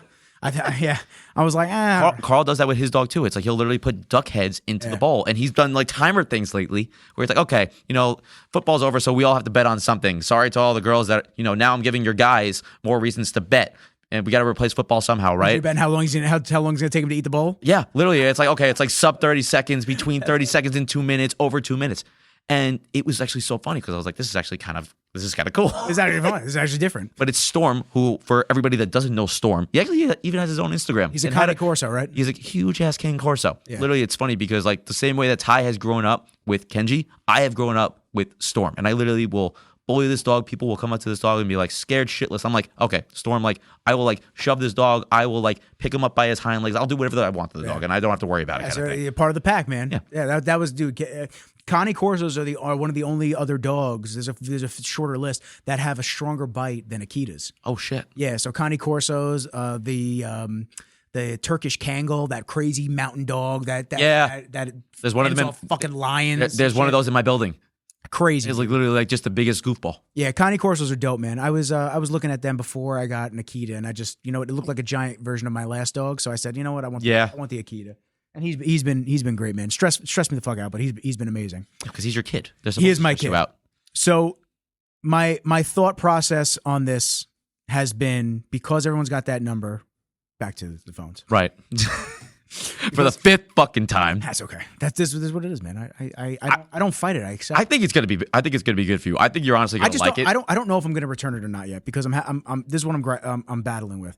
I'm battling with the bringing two phones with me, because everyone's got that number, and all day, bro, it's nonstop. People ask me for advice on Instagram. People hitting me up. Companies, availability. Just it's a lot, man. And not that I didn't think it was going to be like this when I started my company, because obviously you're an entrepreneur, but there really is no balance. Because even if I put this on Do Not Disturb, the issue is there's no profiles. Like Android has profiles. So you can have a work profile and a personal profile. Oh, I didn't think about that. So every time you put your personal profile off, all the business apps shut off, and you don't get any notifications. They don't even pop up. If you want, one of the things that you could do though is, so for your Apple phone, you can set certain times that if you really want to still be connected to that and you have only this on you, you forward the calls from this number to this number, and then all you got to do is shut it off when you're done. So like in the morning, say you're working from your house as an example, and all you need to do is, okay, you activate that phone and you could still be on that one, but God forbid you know that somebody's going to call and you are like, okay, it's kind of done for the day, like maybe 7, 8 o'clock. You put on the forwarding until that's done, and you can still only have to carry this phone. Yeah, I mean, listen, And they'll only still have that number. I do that for work too because I'm remote sometimes. There's a lot of benefits to doing stuff like that, and I think the big thing for me is there's no social media on this. The only thing that's on Keep it this, that way. That's exactly why. The only thing that's on this is Reddit. Because I like All things. Yeah, I like viewing the forums. There's Reddit sell a thing? Oh fuck yeah, dude! I was never a big Reddit guy. I love Reddit. Don't get involved with it because you will dive down a crazy rabbit hole. Because there's that's another hour of screen time a day that I don't need. There is a forum for everything. I don't need it. Nope. And truthfully, I like it because there's a cinematography forum, there's Android forums and stuff like that. So you learn. And there's people have issues with a phone or people have issues with XYZ, and you learn about things, and it's a way for people to connect and ask questions from one another. That's why I like it. Okay. So that's the only piece of social media, if you want to consider it that, because it is. That's the only piece of social media that's on here. Other than that, the only other person that has this number is my mom right now. So the issue is she was talking to me before. She's just like, I don't know if this is a good thing, Nick, because I don't know what to call you on. Call you on this, call you on that. You FaceTime on this. You don't get on FaceTime on that, this and that. But then at the same time, when I went to jiu-jitsu before, it's nice that I just bring this in if I need to make a call. Right, and you're done. Make a call.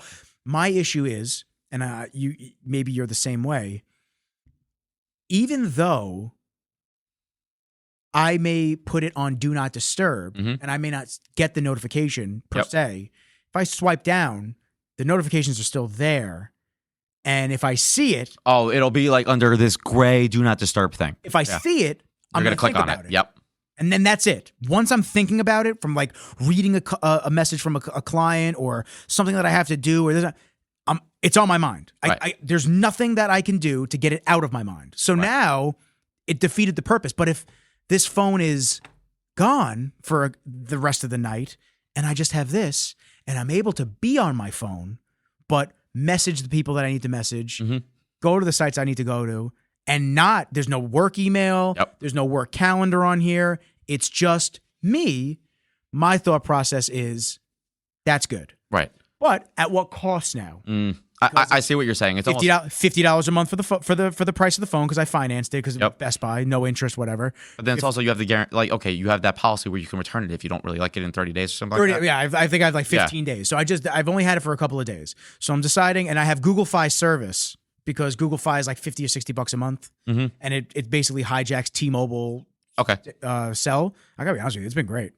It's been spot on. So I don't know. I'm still 50-50 on it. Yeah. And I really just want to have a balance of, I want to be go Nick, and I want to be entrepreneur Nick, and I want to be accessible to everybody and have my brain in the right place.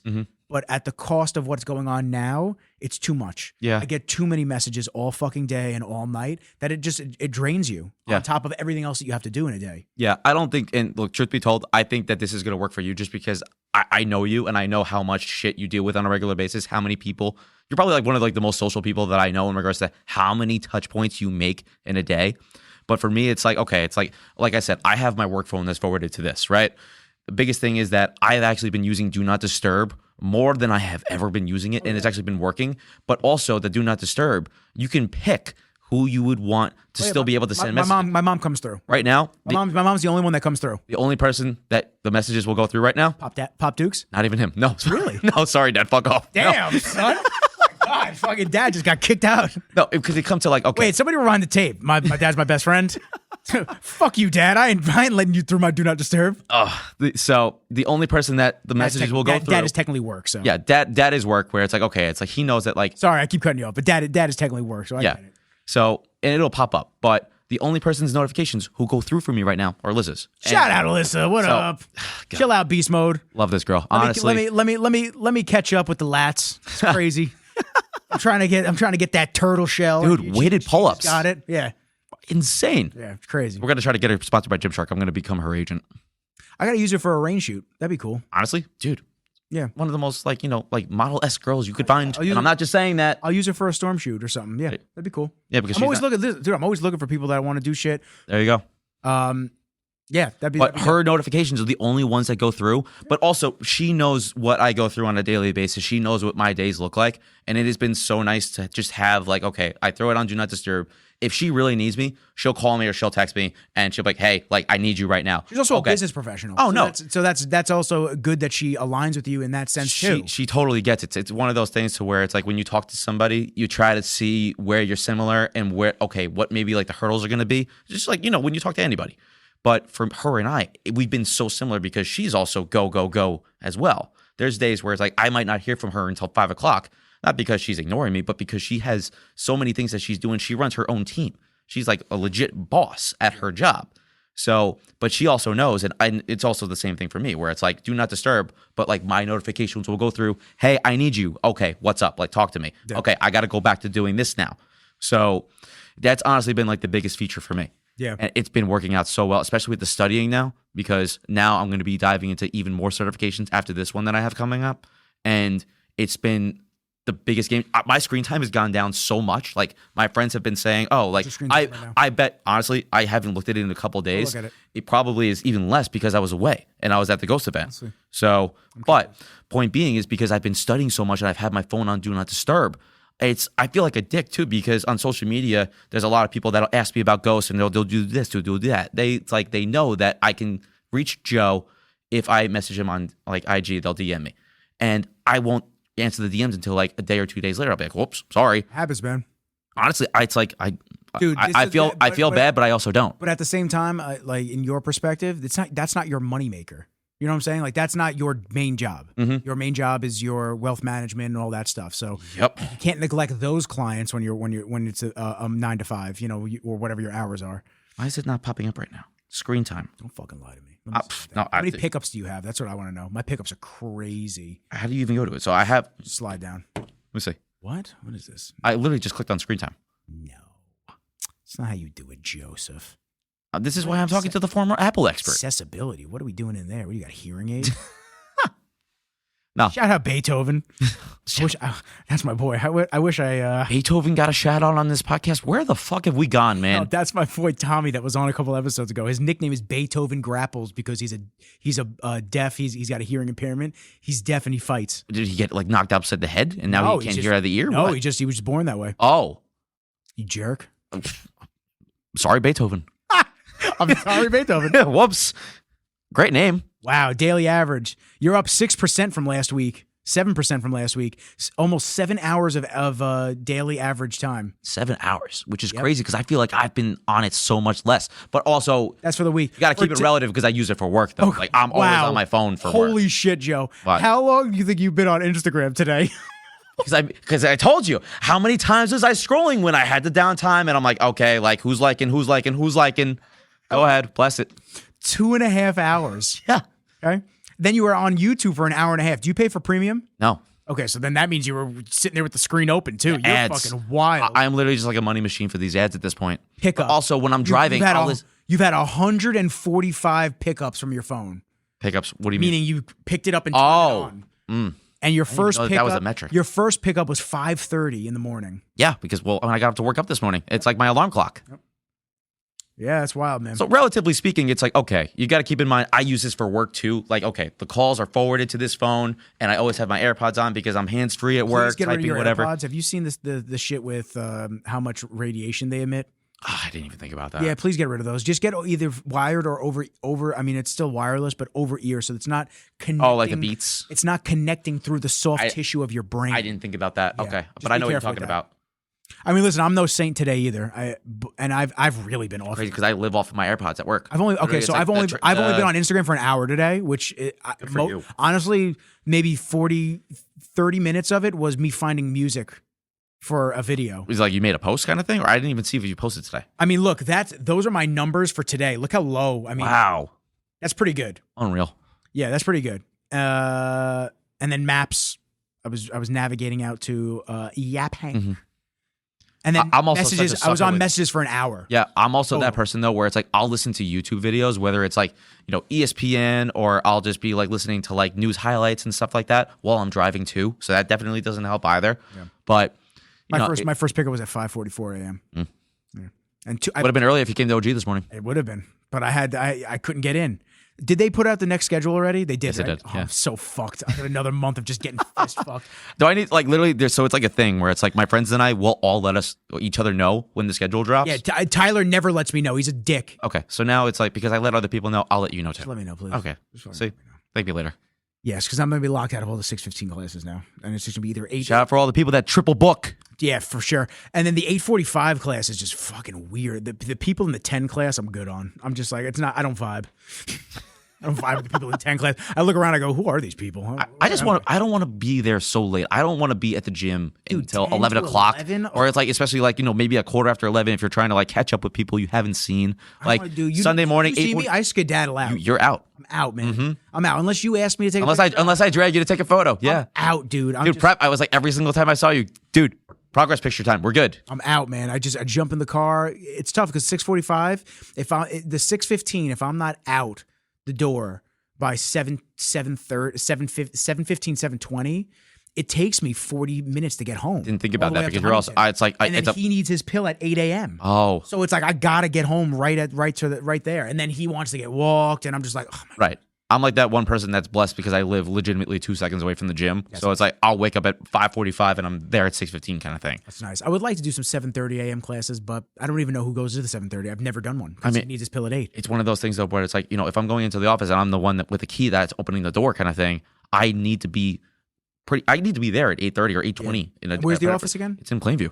Oh, that's So right. for me, it's not too far away, but at the same time, it's like, okay, it's like I definitely don't lollygag as much, especially on the days where it's like, okay, I know I need to go in, get my shit done, and then I need to go to a meeting kind of thing. Like if I'm going into the city, okay, taking care of stuff at the office and then bouncing kind of thing. But I still need to open up and make sure that everything is set when the rest of the staff comes in kind of thing. Yeah.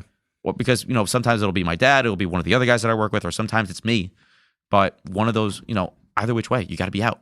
No, You heard that? it's the wind because this place is supposed to be so brand new, Nick. Was that the wind? The window is literally jumping because of the wind. Was it really? Yeah, it's been doing that this whole time. I just haven't told you. Oh. I'm not trying to shit on your new place because this place is fantastic. Damn, that was the wind. We were talking off air about how great this place I is. appreciate you, man. And if you didn't see what Nick's place looked like before this one, I am so happy to be able to say that I've seen the glow up. Yeah. Oh my God, It's a man. glow Literally up. like walking through it was like a minefield. You have like these big ass lantern lights and you can only condense things so much. It's tough, man. Where it's like, okay, it's like I literally would come into your office, like say like you were helping me out with like music for a show or we were like editing a shot kind of thing and I needed you for like 5 minutes. I walk in, I sit at that chair. I didn't move because God forbid I made one wrong move.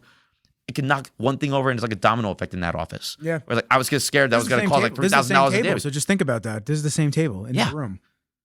It's like $1,000 here, $1,000 there, $1,000 there. Fuck the rain. Dude, it's a couple of scottles of just accumulation over the years. Hey, earned it.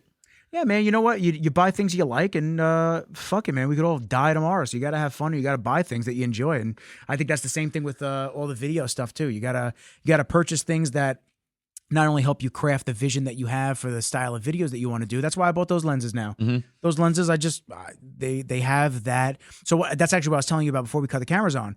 Those lenses are normally $15,000 each. Those lenses, they took the glass out of the $15,000 lenses and put them in smaller form factors for people that run mirrorless cameras like me. Got it. That's why. So they basically rehoused the glass. So that's why those Cook lenses are very synonymous for that, the Cook Right, look Cook and all look, that yeah. stuff. So I love those lenses. But listen, it's another thing that you have to get good at. They're all manual. There's no autofocus on them. You got to be okay with pulling focus and understanding your focus throws on how shallow the depth of field is with the aperture and whatnot. But when you know how to use those and you're good at it, you are fucking you're good on at the man. money You with know it. You know, and then And you watch something and you'll see something and you'll just know that that's like you. Yeah, like even but- without like your wet mark on the bottom of the picture, sometimes you could just see that and know that that's a Nick shot. Like And that's the when you're thing- posting Taylor and you're doing all your shoots with him or Aiden or anybody, Yeah. you can tell that it's you. And that's what I want to do, man. That's really what I want. It's tough to, and any creatives that are listening to this, I'm sure you've all had the same thought process. It's very tough when you see all the viral shit that goes on and to not want to copy everybody, because that's what we were saying before. It's like, have your own style, but then you see this person post and they're just like, everyone's jerking them off in the comments and you just go, oh, okay, well maybe I'll try to shoot that same way too. It's like, you got to have your own fucking flow. You got to have your own style. Maybe I can confidently say, by the way, that I have never done that for you. Like, I'll like your stuff, but if I comment on your thing, that's how you know that, like, I really am fucking with what you just posted. Where it was like, whether it was like a snippet from like the podcast or it was something that you just posted. Even with like, you getting the phone, I was huge on that. I was liking it. I was like saying, "Fuck yeah, dude!" Like, man. I was like genuinely invested in. Like, I really loved what you were doing. That's also because you're a real one, man. You're just what did Tyler and I call you? You're just a golden retriever, man. You're just a happy ass dude. Fucking guy. We go, what kind of dog would you be? He looks at us dead in the face. He goes, what are you, Doberman Pinscher? We're like, you're a fucking golden retriever, Joe. Shut the hell up. I'm just a happy-go-lucky guy, man. It's like you're not a German angry fucking dog. I could never be like that. You're like, hey man, let's hang out. Even my college friends. There was this thing that was going around for a couple of years. Aside from me having 99 million nicknames because nobody knew how to pronounce my fucking last name. And if you're listening to this, you know exactly who you are when I'm saying that. But anyways. Everyone knows it's Ciliberti. Everybody's like, oh yeah, Kabibliary or some shit like that. And I literally went from Kabibliary to Kabibs. I drove a Dodge Caliber, turned into the Kabibliber. Wow. That's one just of my rolling the bees now. Oh my God, yeah. It literally was like, my friend that I'm talking about, Ed, he was one of the more creative ones. So it's like, just all the glory to him. But anyways, got sidetracked. Where'd the bird come from? Silly bird. Oh my God, man. It was one of those things where just a silly bird. It was Ciliberti, so it's like almost like a play off my last name. Okay. And it was one of those things that somebody in high school had said, like, like silly bird, tricks are for kids kind of thing. Like play off of like, like the Tricks Bunny kind of thing. And I was like, okay, you know what? If that's gonna become a thing, I'm just gonna roll with it. Yeah. And it was one of those things where, Rob, it was one of those things where he would call me, Burst or Silly Bird kind of thing. And I just used that as my handle. Yeah. And now it's just literally taking on a life of its own, man. That was Nicky Rizzles, bro. Dude, Rizzles, Silly Bird. Nicky Rizzles, bro. I just got called it at a party. Yeah. My buddy was just like, yo, Nicky Rizzles. And I was like, what the fuck was that? All of the best nicknames are the ones that you don't create yourself. Yeah. It's like the Big Bang episode where Howard, the astronaut, it's like, okay, it's like, yeah, he wanted to be called Rocket Man, but then he gets called Fruit Loops. Oh, that was the fucking win. Yeah. God damn, bro. Why would I lie to you? I didn't think you were lying. We're live on air. I'm not fucking lying to anybody right now. This is full transparency. Oh, my. Oh, dude, it's like I'll get to the point where like the window's just going to shatter and then we're going to have to pause the podcast. I never paused the podcast. I turned the cameras around. No clip. No, we don't clip this shit. This is real, bro. We don't play this shit. I would turn. Good thing we're not shy about what we're talking about. Hell no. I would turn the cameras around. I'd jack the gain up, and I'd have us cleaning it up. That'd be part 2 of the episode. I'd release it as a second series. Just like the wireless mics. I get us French made outfits too. I'd order them from Amazon. I'd be like, come back tomorrow. All right, I got to bring it down to earth a little bit now. No, I'm not doing that. You gonna do a French made outfit with me? No.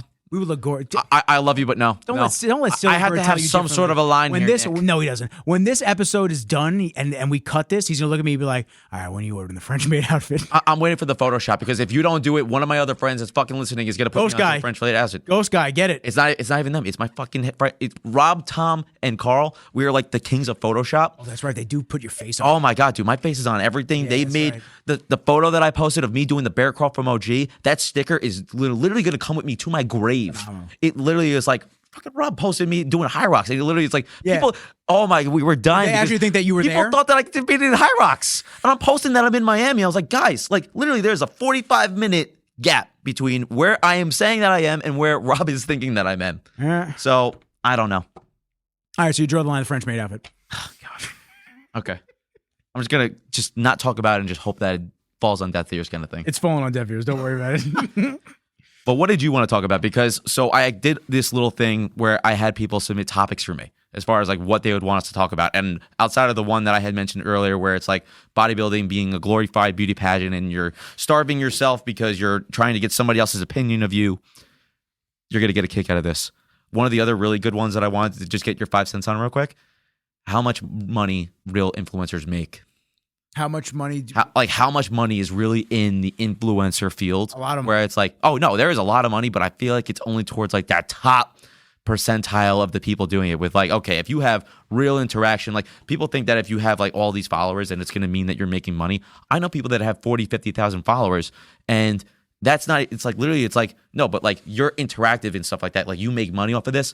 They have 40, 50,000 followers and are just posting for the sake of like, I'll make money on this. They're trying to like, but you do this as your full-time job. They're literally doing this. What I'm trying to saying supplement their full-time roles and they're going to end up putting themselves into such a hole. Yes, I'm saying that I do this in terms of, I don't do this in terms of like, I mean, I'm saying I do this in terms of the podcast stuff. Right. I don't get paid for the podcast. I don't have any Right. sponsors. I don't have any money. There is no revenue that I made. I think YouTube has estimated that I've made $3 so far. $3. Yes, they only pay you out if you make $100. So I haven't made anything. Yes, I haven't made anything. So I think when you think about influencers as a whole and the money that there is to be made, I think there's a lot more people, like I have 53,000 followers on TikTok. I haven't made $1 from any of that. Mm-hmm. Has any of those have any of those followers translated into YouTube followers where I really want the following?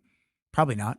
I think that it's just we go back to attention spans and we go back to the quick clips and this and that. People see something they either agree with or they don't agree with. And most people don't have the self-control to just not comment on things that they don't agree with. Right. So, there's a lot of times that Dre and I, we have said it multiple times, there's tons of shit that we scroll past because that we don't agree with, that we don't leave our 2 cents on. It's just that it doesn't do anything to just go, no, you're fucking wrong for thinking that. Yep. Who gives a fuck? I let people think what they want or let people talk about what they want to talk about. If you don't agree with it, go watch the clip in its entirety and then just continue your horrible attention span. But when you think about, let's say somebody has 100,000 followers, I don't think a majority of the people that have 100,000 followers are making money. No.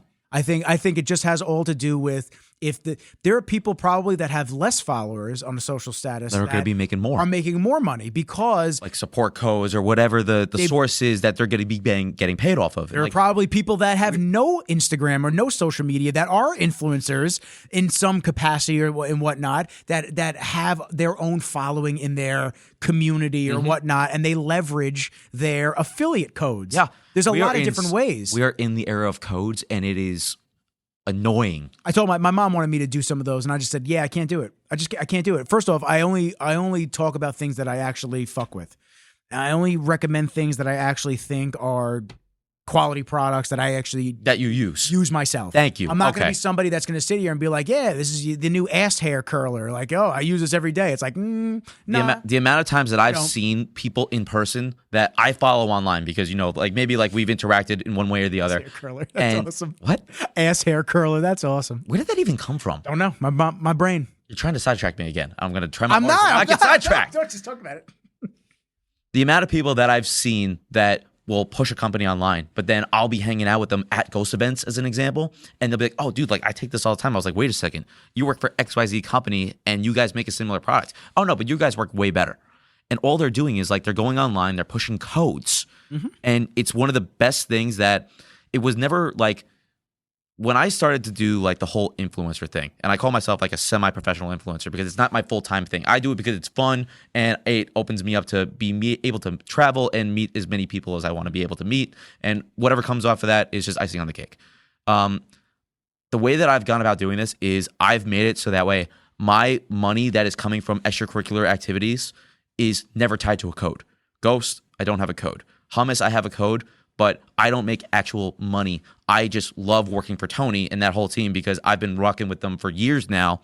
And I saw the vision, and it was one of those things where there really wasn't that many meal prep companies on Long Island at the time. So seeing what he was doing and hearing about his story, I was like, I want to be a part of that. So I don't make money off of Hummus. I don't make money off of Ghost from codes. If people message me, it's because they just want my genuine opinion on something. Oh, yeah, I take this for this reason. And, oh, okay, can I buy this to support you? I was like, no, there's no codes. Literally, it's I can give you discount codes for somebody else that'll save you money. Sure, it'll benefit whoever the code really belongs to, but it's not going in my pocket. And I think I've really just come to love that. Yeah. Because now people will know, oh, he's not just saying this because he wants a paycheck. I'm getting paid whether or not you take Ghost or not. Yep. That's the beauty of this. That's like me with Rain. Literally, it is the greatest thing. I don't have any codes for Rain. Peace of mind. I tell people all the time, people, oh, I want to buy a couple cases and that. Yeah. Go to Amazon. Go buy them on Amazon. People will use my code at Hummus, and it's cool because at least Tony and his team, they can see who's going in and who I'm referring kind of thing, which I'm always curious about that too. I want to see how many people I'm bringing in. And it's also I'm not putting out volume of content where I'm pushing Ghost or pushing Hummus anymore. I kind of just spur of the moment. I really enjoy it. Leanna with the muffins. I've been posting the muffins because I literally have been eating, when I buy them, it's one a day. At least the cornbread muffins, the savory muffins, and the black and white one, which I still have to try. I post it, it's because I'm genuinely doing it in the moment. I'm enjoying it. This is my thing as of late, and I just want to share it with everybody. But I don't get paid whether or not you buy a muffin. Mm-hmm. And it's been the biggest blessing to me. Yep. Because every single time I have people, it's like, okay, I'll talk to them about having taking Ghost Greens as an example, because I used to have a lot of stomach problems, and it really fixed a lot of my stomach problems. My gut, it's reds, it's pre-probiotics. It has the whole spectrum of things that I wasn't taking. And ever since I incorporated it, it's fixed so much for me. And I'm not even just bullshitting. It literally helped. Like, I wasn't able to do a lying leg curl because I had so much stomach distress. And I was taking that as soon as it came out. I've incorporated it into all of my preps because you need help with digestion when you're eating the same shit over and over again. And it has been a game changer for me. So, but whether or not you buy it or not, I don't get any monetary incentive. I'm just telling you my personal use for it, my applications for whatever I'm taking. If you use it, great. If not, find something that is good for your body that you respond well to. My roommate doesn't do well with Ghost Greens. Okay, let's find you something else. But point being is you should take something along those lines. Like, I'm always going to preach health and wellness to everybody. Whether you use Ghost or not, okay, take greens for this reason. Take pre-probiotics for this reason. Take pre-workout if you're dragging ass all day from work and you need to go work out and you just don't have the energy and the buzz for it.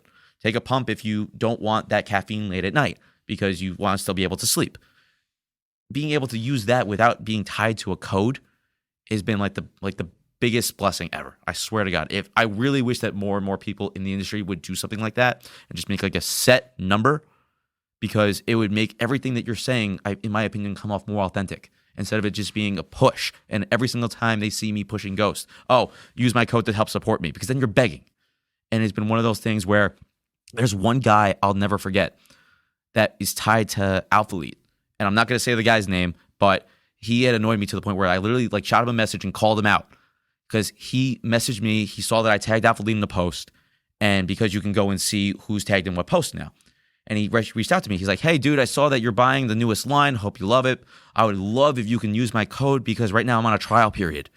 I'm like, are you kidding me? So I left it. I opened the message. It went to like the private folder or whatever, and I didn't read it. Then he goes to my friends. He literally is searching for like my followers that also commonly follow Alpha Elite, and he messaged him. He said, and my friend literally sent me a screenshot of it and showed it to me. He's like, dude, control your guy. Because I mutually follow the guy. He thinks that we're boys. I'm like, no. I literally messaged the guy. I was like, dude, I sent him the screenshot. I was like, this isn't it. That would have been my fucking response. Dude, I was like, talk to your boy. It gave me such a fucking headache. Like, you literally would have thought that, oh my God, I can't even explain in real time how I felt. I was just like so disgusted. I was like, there is no authenticity for some of these people. In a lot of different industries. I'll tell you what. But again, he's doing it for the money. Oh, of course he's doing it for the money, but he's doing it even money, views. Just they can tell when you put a code in and you don't buy either. So like you can see those metrics as well. Like when you put a code in but don't buy, what do you mean? So if you put a code into a website, there are metrics that they show where the cart dropped off. So yeah, that's why sometimes you'll get it. Hey, you forgot this in your cart. They know what code you were using to get what discount at that time. Got it. I didn't think about that. Yeah. So I mean, they see that type of stuff, and whether people buy it or not, people checking the code to see how much they get off. That's headhunting shit. That's right. That's scrounging for sales, bro. People are so unauthentic nowadays, and they just they believe that they have to put these fake images up or be fake gurus or do whatever and just give people all this advice just to try to seem more than they actually are. I've said from day one with my podcast, I'm just a regular fucking guy. Regular guy that has a microphone, that has some really cool people that I get to talk to and hang out with. That's all this is. Mm-hmm. I have really great network, and you've known me for how many years? Oh God. Am I pretty much the exact same way? Are we going on? We're over a decade? Before I went to UConn. Yeah, dude. So 10 years. Over a decade. Yeah, bro. Yep. Yeah. 10 years. Oh, sell 5. Come on, bro. Sell 5. I was like, yeah, fuck your dad. What do I still have? What do I have in my phone as? Do you still have me a silly? Yeah. J. Crew. J. Crew Men's Physique. Joe Ciliberti. J. Crew Men's Physique. So I'm a fucking real one, dude.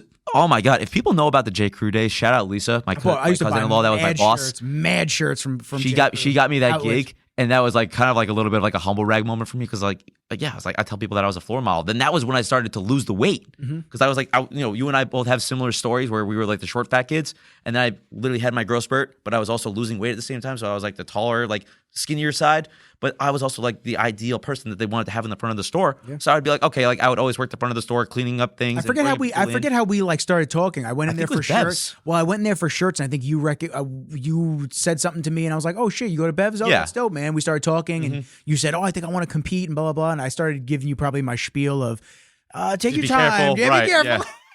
Yeah. Just keep dreaming, kid. It's fine. I've been doing But this is also when I was like 150 pounds. This was 50 pounds ago, and I'm just like, I was just like a kid with a dream. Yeah, man. Yeah, but you've also seen like the top of it, and you're just like, okay, it's like, yeah, just let him have his moment. Yeah, just chill, man. Just have fun. Just let the golden retriever be happy. Yeah, just let the fucking dog. Just give him a biscuit. Just give him a bone. He'll run with it for a few.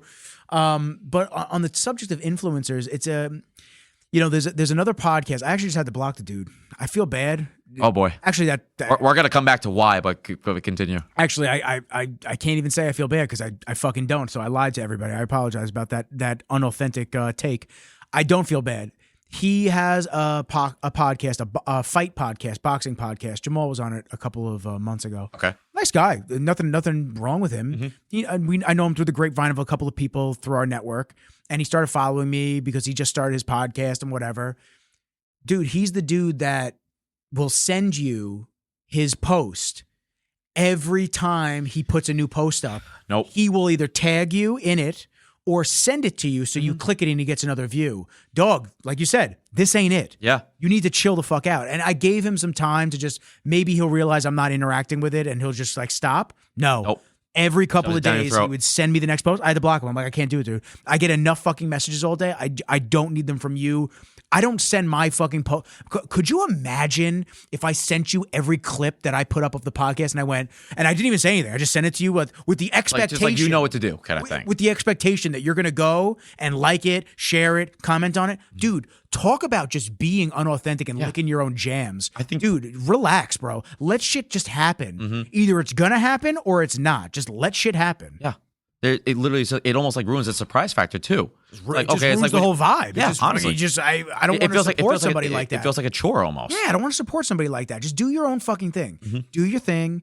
Be authentic. Have a good time. Have fun takes and whatnot, and show it. And for the people that I fuck with, like that, I look at I really don't consume a lot of content anymore. We go back to the minimalism type take. I'm really trying to be a content producer and not a consumer. Got it. I'm really trying to keep things, this is work for me. I have to stop looking at it like, oh, it's fun, and sit there and just do it. I can't watch all this. People ask me all the time, like, "Oh, did you see my story?" No, I didn't. I'm sorry. I didn't, and it's not because I muted you. It's not. That's just like common.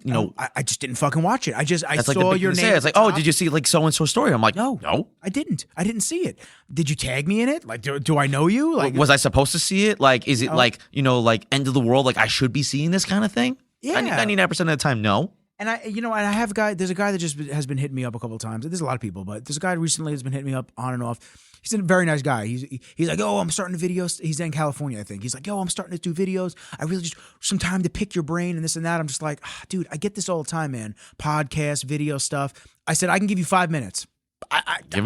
That's more than I can give you, bro. And then whatever else you add on top of that is because you genuinely want to do it. Anytime that and you give him like the 5-minute elevator speech. But I can't. You know what, man? It's like you have to be able to just separate church and state, home and state, whatever the saying is. Yeah, you have to be church and state. Okay, so I thought so. You have to be able to like separate things and just at some point just be like, yo, dude, it's like too much. It's too much. Too many messages. You gotta like. I didn't have anybody when I first started. I didn't have anybody to like self-made boost my.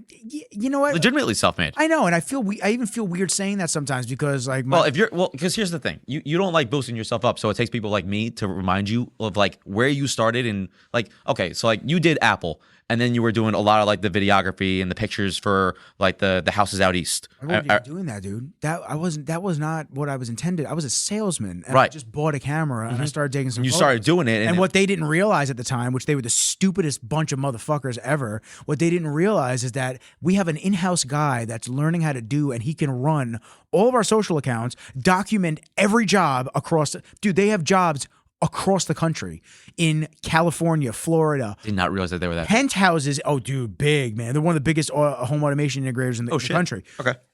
$40 million penthouses and homes in the Hamptons and this and that. I was just starting to do videos. I was like, yo, can I start shooting all your content and this and that? Because I wasn't making sales. They weren't allowing me to make sales. All the owners were taking all the top leads. The owners of the company were the owner, who my mom knew from high school, and his cousin. And then there was a bought-in partner that was like, getting all. So the three of them were not only the owners, they were the main salesmen. Right. So do you think they're going to give me the $40 million home? Hell no. No. They could give me the scraps. And then they're like, oh, by the way, Nick, you have a $6 million quota for the year. And right. It's like, okay, go make your opportunity kid where you really don't even give him like any chance of really succeeding. Okay. And they go, yeah, well, and if you talk to an architect or you talk to a builder, you talk to somebody that we already have in our system, it's a house account, so you really don't get commission on that. It's like, you guys have been around for 40 years. It's like they're doing you from the start. What the fuck are you talking about? You guys have talked to everybody. But circling back to like you like being like the whole self-made Nikki Rizzles, Rizology, everything else that you got going on right now, you just started doing that on a whim? Dog, nobody told me to buy this mixer. Right. Nobody told me to buy this microphone. So nobody told me to buy those cameras. You did all the work. You did all the work yourself. You picked up the camera, and then all of a sudden, and you know what? Like, it's not even a matter of like looking for somebody that was going to hand me the keys to the kingdom. It was literally just I had to figure it out. Yeah. That's what it was. That's really the point that I'm trying to make. Exposure by fire. I had to figure it out. Love that shit. I had to do the research. I had to figure out, oh shit, like I bought a piece of equipment. Like, I spent $400 on that piece over there on my printer right now. I have to send. What the hell is it? It's a matte box. It's a what? It's a matte box. It fits on. I'm going to say it again. A what? You put filters in it.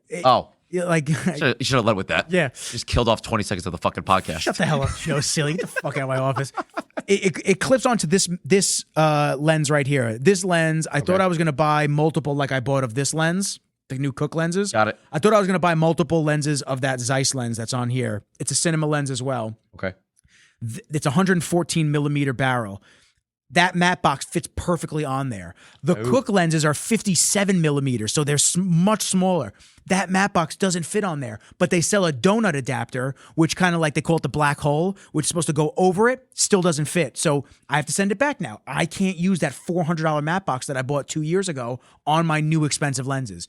And no one taught me this. I have to figure all this shit out. Right. Like it's just trials, tribulations, and thankfully I was like, you already have like a really great network from the people at Bevs. Yeah. So I was like, okay, it's like I'm very thankful for that network. That network because when you started doing that, it wasn't like okay, like hey, like Max or whoever it was, Sadiq maybe. I shot Sadiq once for Under Armour. I'm not even gonna get into Sadiq. That's a whole separate thing.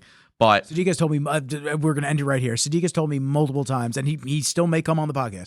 He has told me multiple times when every time I would see him, I want to come on the podcast. And I'd just be like, hit me up. Like, I'm not going to sit here and beg anybody to come on the fucking show. I'm not going to sit. And that's not what I think that he was expecting. But there are some people that they'll ask me to come on the show, and I'll be like, okay, come through. Like, let me know when you're around. And they don't let me know. But then the next time they see me, they're like, yo, I really want to come on. I'm like, okay, let me know. Yeah. Like, this isn't like, I'm not Joe Rogan. I'm not, fucking come on the show. I don't care. Yeah. Like, I just want to have good conversation and hang out. Like, that's all I want to do. So I just find it funny that like there are people that'll just be like, oh, okay, so make the time. Let me know when you're around. Okay. You never hear from them. Okay.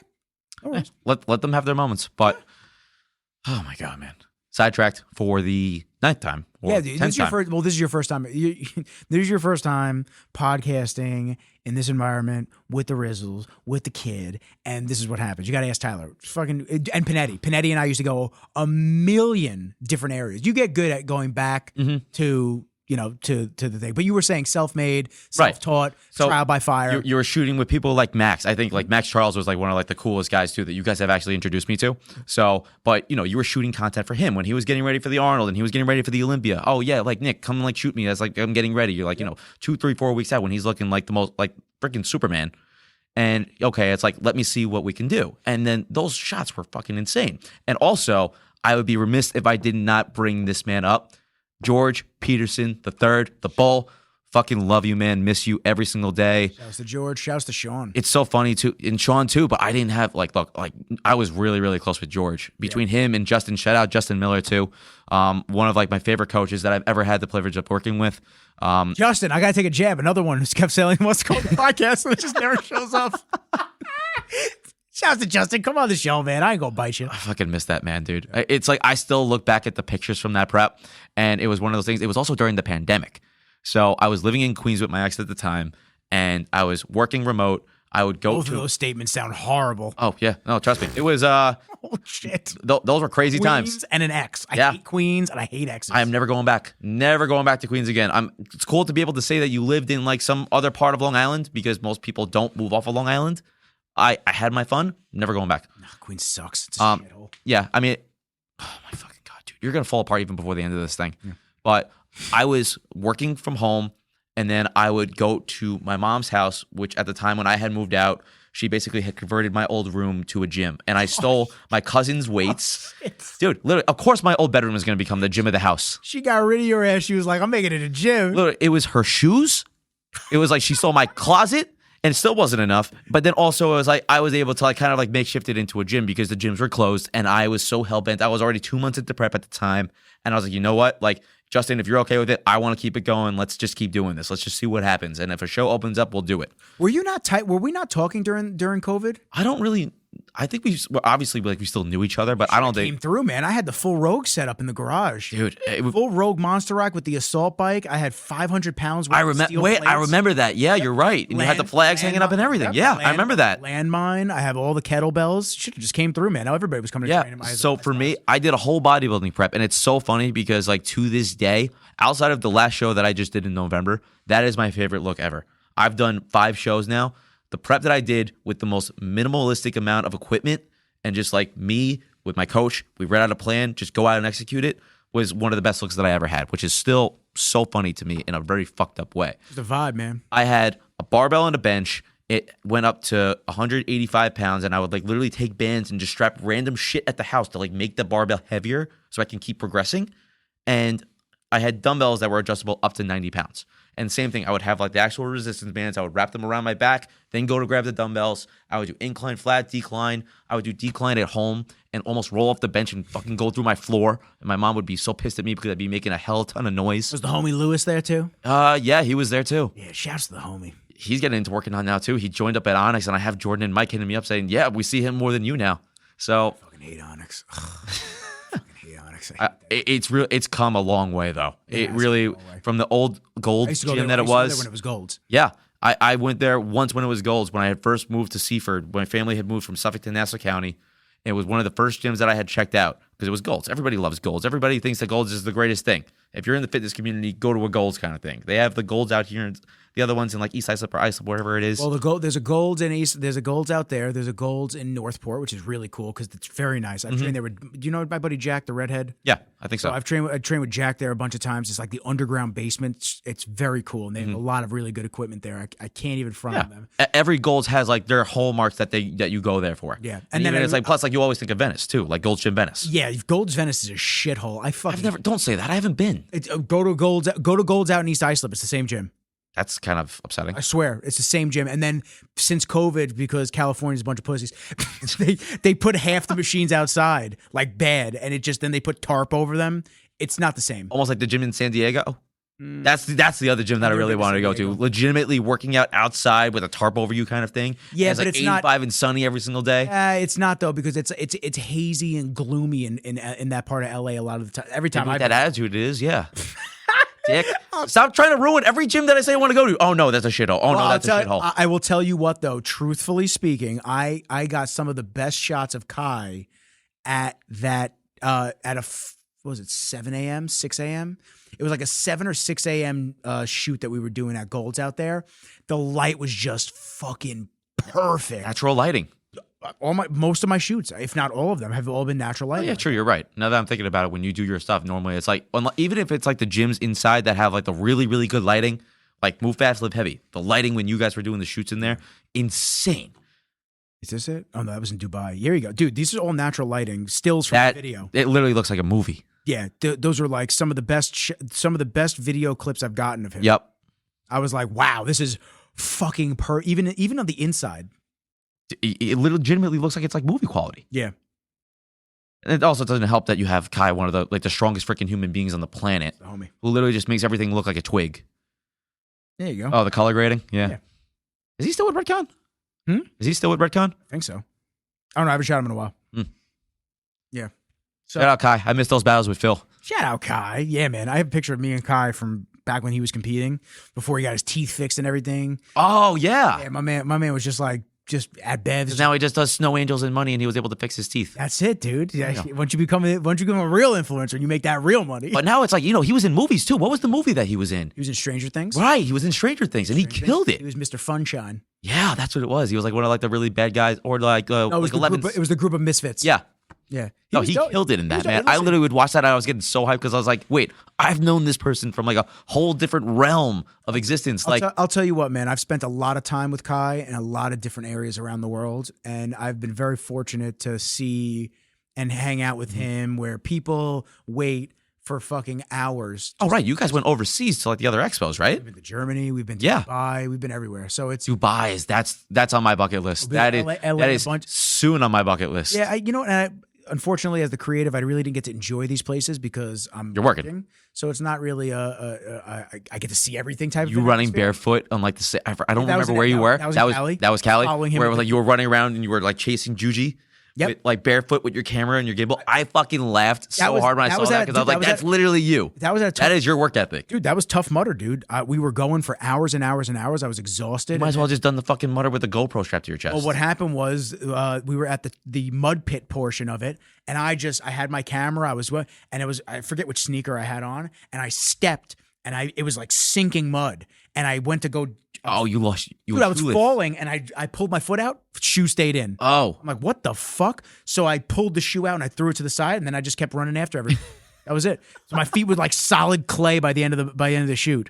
no, crusty feet, dude. No, Hey man, listen, I went. girls don't like crusty feet. They don't, but luckily I don't get girls, so it's so there's nobody to judge my crusty feet. Well, no, you also you and Ty, you guys post about pedicures more than any other guys I know. I do. Which I'm not judging, but it's also like I have never gone to get a pedicure. Well, we're gonna go get one now. Great. Yeah, you're gonna come through, and you're. In our maid outfits, right? Yeah.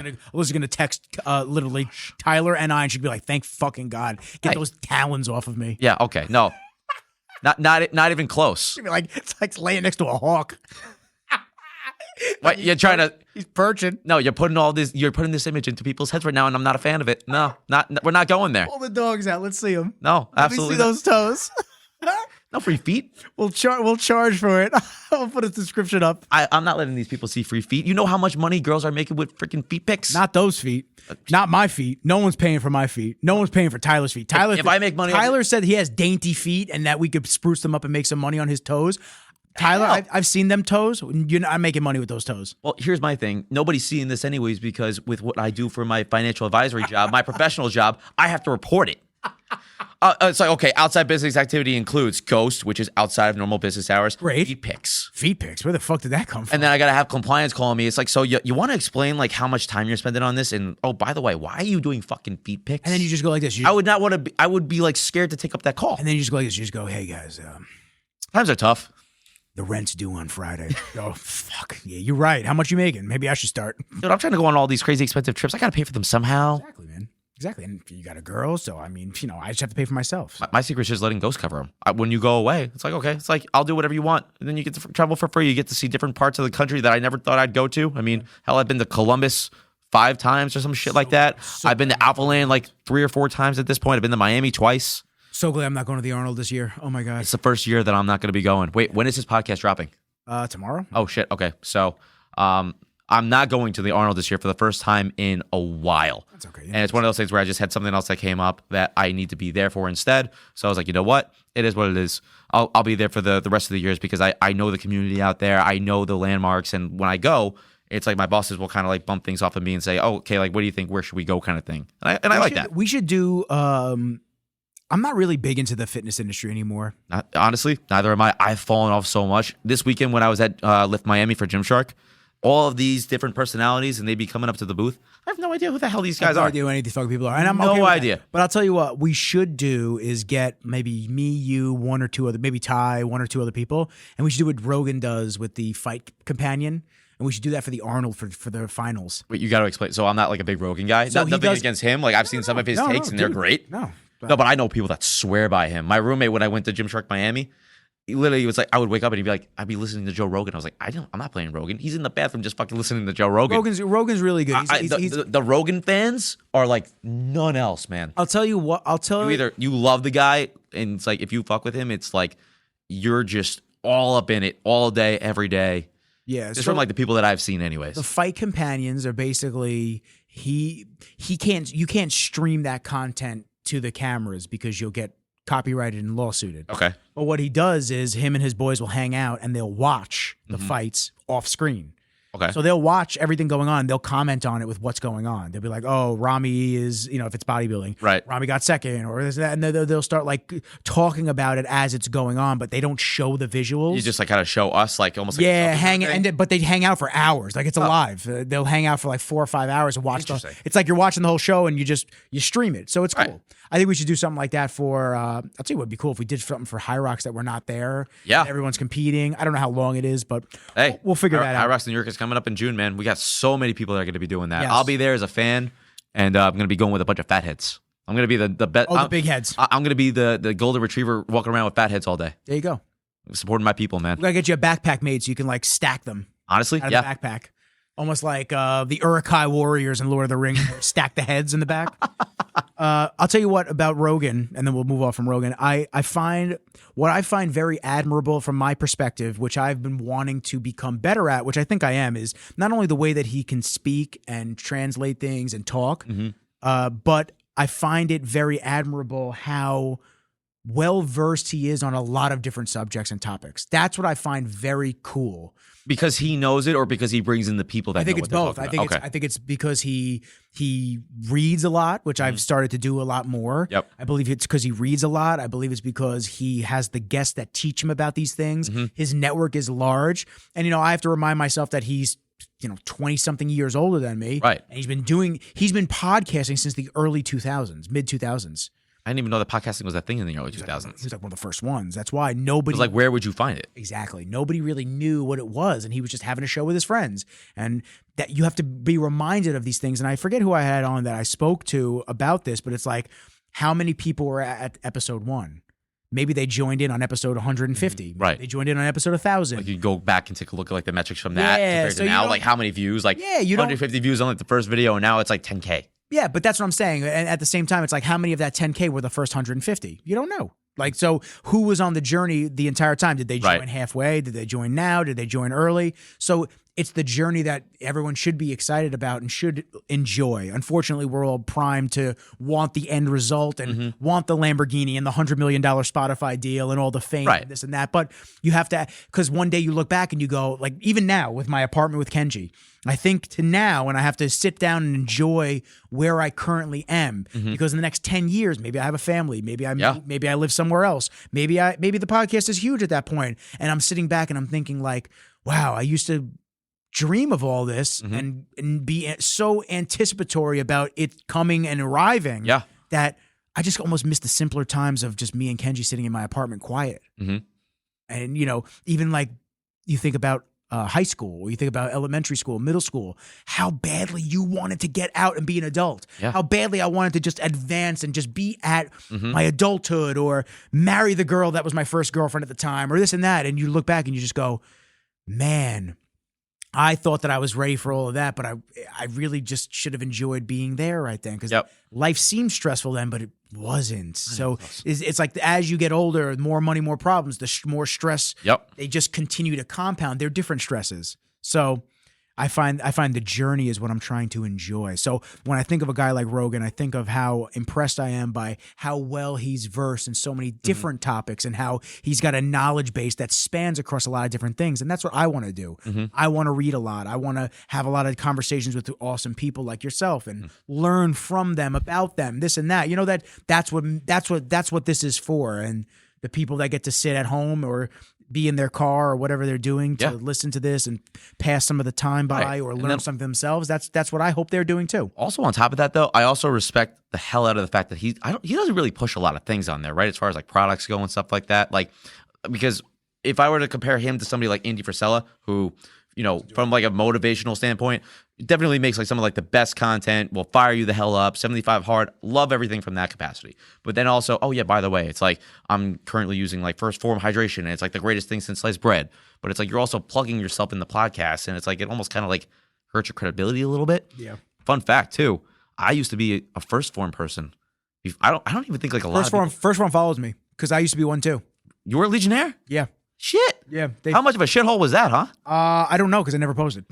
They sent me the free shirt and everything, and I don't think I ever posted. Oh, they didn't send me anything for free. Their whole thing was you need to buy the starter kit that was like $250 I didn't because buy you need to be able to you need to buy that, use that, so that way it's like anything else. Like in hindsight, I get why they wanted you to do that, but you didn't need to buy every single fucking product on the line. No, you had to. It literally, like, you drop $250. You can use your code. It's like, okay, so you're gonna see the money on the back end anyways when you get paid out, and more people use your code. And at the time, I was so chasing the code mentality. And I talked to like my best friend Mike, because like we were like always working out together. I was like, dude, like I want to get the codes one day. I want to be that person that people are gonna be able to say like, oh yeah, I told them to use something, and they would be able to buy into what I'm telling them, kind of thing. I had a code with Eat the Bear, ETB. Do you remember that protein? Not a clue. I'll tell you what, man, that was the best protein I've ever had in my life. It was so good. What was that? ETB, Eat the Bear. Eat the Bear? Yeah. My buddy Vince was sponsored by them. Vince Fiore. He was one of the best men's physique, in my opinion, had some of the best shape. He looked unbelievable. Must have been even before I got into it. I thought that I was into it from the very beginning too, with like Buendia and Sadiq and everybody. We weren't into it. I was fucking. All right, fine. I miss the old physique days. I do too. Old Jeremy Buendia, Ryan Terry. Thank God this guy won this year, Ryan Terry's the homie. dude. I met him over the weekend. He was and supposed to come on the pod. It's so funny to me, dude, because how I talk about before we were talking about how. It's like you see famous people. Like I have met Christian Guzman. I've met all these like famous people within the industry, and I don't really flinch anymore. It's like, I hung out with him. I met all these people. But they're at the event, famous to whatever. what standard? That's where you have to, you know what I'm saying? Like they're famous from the and- industry that I'm in. and the Like when funny we thing- go and to that's the funny OG, thing, it's is like like- you're wearing Alphalete. Oh yeah, by the way, guys, I was hanging out with the owner this weekend. Okay, cool. Like I don't really care as much. But funny enough, Ryan Terry was one of the people where I was like, I even told my team, I was like, guys, this is gonna be the only time you hear me say this all weekend. I need somebody to take a photo of me with him, because he legitimately, between him and Steve Cook, those were my guys. They got me into the whole men's physique route of like, okay, doing shows with the board shorts was actually like a realistic thing. They taught you how to do everything. Steve had his own series at the time on YouTube where he documented his preps. Terry would always give out his workout information online and on YouTube, kind of thing. So I saw him, and I never met him in person, even though he's been to New York a million times. He was supposed to come on the podcast Yeah. back when he was here last, before the Olympia. Dude, definitely. I wish I could spend time with him, and just to like kind dope, of man. just to pick his brain about his approach to things. And it's like he's done like the top bodybuilding show for 8 or 9 years, however many shows it's been, and he finally won. Yeah. Like the hard work has finally paid off, and like screw the whole politics thing. Is like, no, he legitimately was like the best looking person on the stage at that time, and he won. Even though people like me will say that he should have won years ago. I had this debate with Mike like so many times over the years. I was like, dude, it's like, how is he not getting more looks? If I could look like any men's physique person, it'd be him in a heartbeat. Like maybe he's not like, like the most athletic hybrid person right now, like what you and I are doing at OG as an example. Like Steve is kind of coming along that route. Chris Harris, as an example, is like running 13 miles, but still is able to press like double my body weight, kind of thing. I'm just like, I want that. Yeah. That's like something where it's like people will pause and be like, wait a second. Yeah, that's like 400 pounds pressing, but also he's able to run a half a marathon at an 8-minute mile pace. Like the stuff that you're not going to see many people doing. That's what I want to be, man. That's what I'm going to be soon. It's just a matter of when. You want to be an athlete. You don't want yeah. to just be somebody that's pretty to look at. I mean, look, it's like I definitely had my phase when it comes to that type of stuff. We but all now, have. OG's really changed my thought process when it comes to that type of stuff, man. It's like I always loved being an athlete. Like always wanted to play every sport growing up. Even though for high school I did hockey, I did golf, and I did track for 1 year. And, obviously, golf is not like the most like quote unquote athletic sport kind of thing. We got to get some golf in this summer, man. Please, And- yes. And, okay, so side note with the golf, sorry. With the golf, I not only do we have to get some golf in, but next year Ryder Cup at Page Black. I'm already there. Going, dude. Already talking. We got to get tickets. We got to figure out how the fuck to get them. I have a connect. I got it. Do you? Yep. I'm going. I want to go every day. I want to go fucking just. all these fun companies that I work with, it's like they're going to be sponsoring the comp. Sick. They're going to be sponsoring it. Dude, man, I want to go so bad. I'm Really wish off. we could edit that part out. Fuck, because now I'm going to have everybody asking me about the Ryder Cup. No one's gonna ask you. Don't ask Joe. I'm the one that's going. Okay, none of you motherfuckers are going. Okay, I'm going. Committed to this over. I'm gonna get a year really out. pretty pictures of Joe, just looking fucking delicate but masculine at the same time. Right on the side of the tee. Tiger's gonna walk by. He's gonna tip his cap to Joe. I'm gonna Yeah. get the picture. He's gonna be like, I knew I brought Nick for the right reason. Mm-hmm. Yeah, see, you always gotta have the friend that gets like the best photos. Like Alyssa gets like the best photos of me, like the candid photos of me. And I'm like, how do you do this? It's candid and nothing at all, bro. I don't want no stage photos. We gotta get them real. I get enough stage photos when it comes to like even like over the weekend where it's like my friend Wolf, who's the photographer that was there for Ghost over the weekend, takes awesome stuff. But I'm like, dude, like Have to do with the just YouTube like tell me channel? what to do. Yeah, no, he doesn't do the YouTube. I think No. he's like, His own YouTube channel that he posts. no, all his gear. that's Johnny. Johnny, man, I saw that. If he listens, I saw that Leica camera, man. Stop posting that shit because I want one. So Oh stop. no, Johnny's the one that had the Leica camera. Leica camera. Yeah. It's the Ghost Leica camera, the Yep. Ghost edition. Yep. It's the black and white one. It's fucking sick. Yeah, he swears by it, man. He Stop. posts about that thing, and You better stop posting about it because now I want one.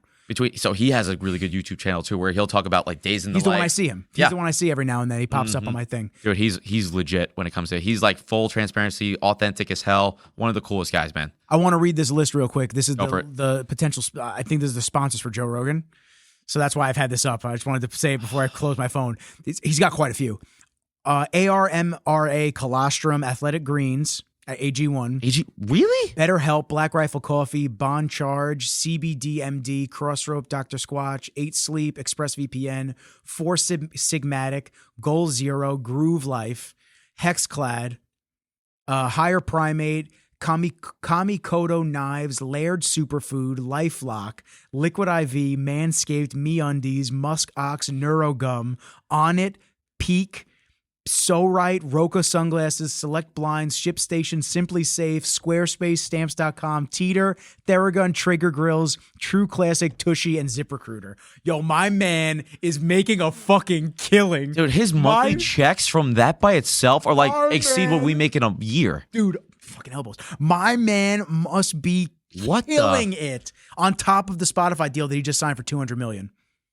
Okay, yep, didn't see that either. Yeah. And that's not what he gets paid by the UFC to go do announcing. Yeah, I forgot about that My too. He's dude the voice has of the UFC. more money than he knows what to do with. Good for you, bro. If he needs a manager, hey. There you go. If you see this, I mean, Oh, of course Joe's watching. yeah, Joe. He's one of the ones from day one for me. Joe, great name. Hit my line. My people will talk to your people. My people will talk to your people. Yeah, my Jamie will talk to your Jamie, and we'll set something up. My Jamie is Keensh. Mr. Kenji laying down right here. Just please ignore, if he watches the first parts of this podcast, ignore the maid outfit, ignore the toes. No, he's gonna be like, yeah, he's a comedian. You gonna be kidding? what He drags him in. loves shit like that. He'd be like, yo, come on, Kill Tony. Have you ever seen Kill Tony? No. That's his boy Tony Hinchcliffe, who's got this own. He does a live podcast where he basically brings people out and they roast each other. It's fucking wild. Oh. Okay, I can be on board with that. Yeah, it's a wild experience. I want to go to when they film it live in Austin. I Yeah. really want to go. That's actually on my list of places to potentially relocate to at some point. Austin, yeah. Scottsdale, maybe. It'd be the home of bachelorette parties. That's where every bachelorette parties, I thought it was engagement Nashville. parties. Nashville's kind of just like very basic and boring. Nashville was shot when we went out there. It was fun, Yeah. but it was like too much drinking. I was like, oh my God, I'm so sick. I'll say this. After I the think second day, I couldn't look at alcohol anymore. I'm like, oh my God, I can't drink anymore. I think Nashville has become one of those places where it's going to be as fun as the people that you go with. True. You could go there and have a solo trip and be fine. Like you could definitely find cool and interesting things that you're not going to see anywhere else. Like every country person has like their own bar and it's But like it's a different heavy on spin on it. drinking. Oh yeah, heavy on drinking. It's like the whole social scene of Yeah. it. But you know, it's more like point being you're basically going to have as much fun as the people that you're with. Yep. Austin, you can go there and it's one of those things where you find something new every single day. Austin's It's one become of like the it's jiu-jitsu booming. capital of the fucking country for So some that's reason. why you're going. It's fucking jujitsu. Well, that's too. I just want to keep training. I just want to be a fucking bad dude. That's all I want to do. I love jiu-jitsu. Bad dude in Austin with your gun and everything. Oh, dude, I can't wait to get Full hick. Can't wait to get my pistol. Oh my God, I'm so excited for that. Dude, my lever action rifle, I got to show you, is so dope. It's a Henry all-weather lever action rifle. That's a 44 Magnum. The bullet Oh, is... Jesus. Oh, it's so... We got to go shooting. It's so much fun, dude. That thing would go through me. Oh, yeah, no. Well, it's a hollow point that I have for home defense. Oh, So the never hollow mind. points are going to mushroom. But I'm safe. yeah, you're good. You're good. So I can keep fucking with you. Then. It'll just stick in there. Got it. But the the lever action is just so much fun. You feel like a cowboy every time you shoot it because it comes. It's like the toy gun that used to come as part of the costume kind of thing. Yeah. Fuck that, dude. It's Just so- get the real thing. Oh no, that thing's a real thing. I gotta show you. It's so dope. It's 11. When you say that it mushrooms out, I'm getting like this wrong idea in my Well, head. that's the type of bullet that it is. It's a hollow point bullet. It's not. It's meant to have like the power to. Gun people might correct me if I'm incorrect because I'm new to the gun scene over the last couple of months to year. But a hollow point bullet is going to mushroom and blossom the shrapnel out, so it kind of stops in the tissue. Whereas a regular bullet that has a lot more, just like nothing. it might just go right through. Right. Okay. That's also why you use buckshot if you have a shotgun for home defense versus a slug. Slug's just going to go right through, and if you have neighbors, it could kill your fucking neighbor. Got it. Yeah, so you have to use buckshot because and birdshot, it'll just pepper them up. It won't really. Okay. So buckshot is a little stronger.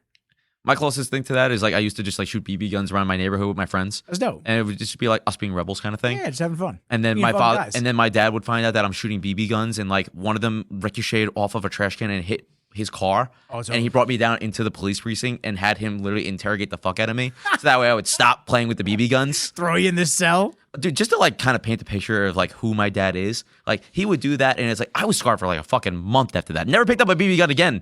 So it worked. Yeah, it worked. Oh my now God. I'm gonna bring you to the range. We're gonna have a good time. Oh, great. The range is sick, man. So I want to know: is there anything that we missed that we have to? We touched on a fuck ton, dude.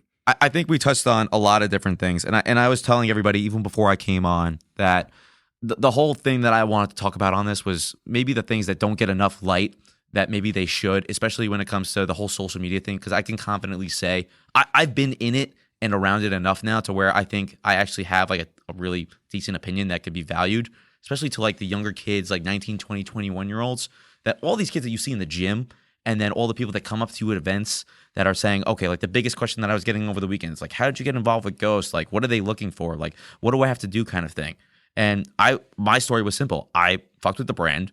Like, I was authentic with the brand. I took a lot of the products that I genuinely wanted to take, not because I wanted to work with the company in the future, even though it was a goal. It was basically making my life better. I talked about it online, and then everything, stars aligned, and they asked me, and I said yes. But now it's become one of those things to where people are going to be doing this for the wrong reasons. People are going to think that they can just solely live off of money that's coming from social media and this and that and the other, but you're not going to be saving for retirement. That's not like a real job. There's people that are doing like the social media scene now that what are you going to do when you're 35 or 40? And if you're one of those people that might, traditionally fall off and you're not as big of a presence, or you don't have like that look, like as a girl, I hate using this example, but say like there's somebody that drags in a lot of their followers because of their look or their body. If they're showing cleavage, whether you're a guy or a girl, and then all of a sudden when you get older, you don't have that appeal anymore. And then what are you going to do? You blew all this money on G-Wagons and cars and all this other stuff, but you have no money that you save for retirement. You're basically going to be that person collecting Social Security. We've talked about this. I see you smirking. And I know the example that you already mentioned to me, and I'm not going to get into it, but you're going to be that person that isn't able to sustain their livelihood when it gets to like the second part of your life, which is supposed to be like the glory years. You work all these years to be able to enjoy some sort of a livelihood that you had before you retired and stuff like that. And maybe this is just me putting on like my financial advisor hat. You have to have a game plan. That's really what it comes down to. Is you have to have a game I'm always thinking like eventually 20, 30 years down the road kind of thing.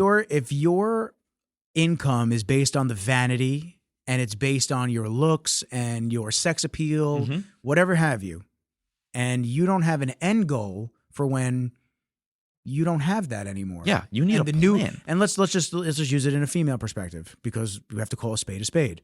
If you're doing OnlyFans or you're leaning into your looks in your early to mid 20s, it's not to say that the ship is going to run its course in your 30s, but your 40s. You never know. But say like that's like the only thing that you rely on. What happens when the next round of hot girls that are younger come up? It's a natural cycle. It happens. Younger girls are going to age, and they're going to get more of attention now because they're the next group. So it's like, what's the freshman class coming in? It sounds fucked up to say, but it is what it is. Right. The freshmen, especially in bikini and all these different competitive styles, you see this. So what's going to happen when you're clinging to scraps now of dudes that are the glory days of guys following you back in the day when you didn't set yourself up for anything besides I'm just a pair of breasts to look at. Right. Come on, yo, you got to do more than that. So my biggest, and this is like the main point that I want to drive home with this. My biggest piece of advice is if you want to do anything related to the fitness industry, I think I'm happy that I approached it the way that I did, and I think it'll benefit a lot of people if they did the same. Treat it as a hobby, a passion project, but don't make that your 9 to 5. Have yourself set up. Like if you're going to school for a degree in business or a degree in marketing or a degree in art, go and get a real job doing that, because you definitely enjoyed it, because otherwise you wouldn't have been majoring in it in the first place unless you just see money as the end goal and you know that you can make money, fine. But point being, do that first, get yourself somewhat stable, and then if the other avenues of your life start to take over and you can solely live off of that, then you have to make that decision. But don't just solely be like, okay, kids coming out of college, oh, I'm just going to do social media full time. Because then you're going to be that person that's living in your parents' house until 26, 27, and you're not going to have a plan. So if you do something that is a legitimate job and you set yourself up and you just use your hours outside of work because that is your passion project. It's fine to have a passion project. And then if that ultimately takes over all of your income and you want to put all your focus towards that, but at least get to that point to where you can have the legitimate conversation with yourself. Oh, I can do this full time and I don't need to go to my 9 to 5 every single day. You know, one of our friends, she was an accountant and she was able to start working with a bunch of fitness companies, and she left her job because she's doing so well, which is great.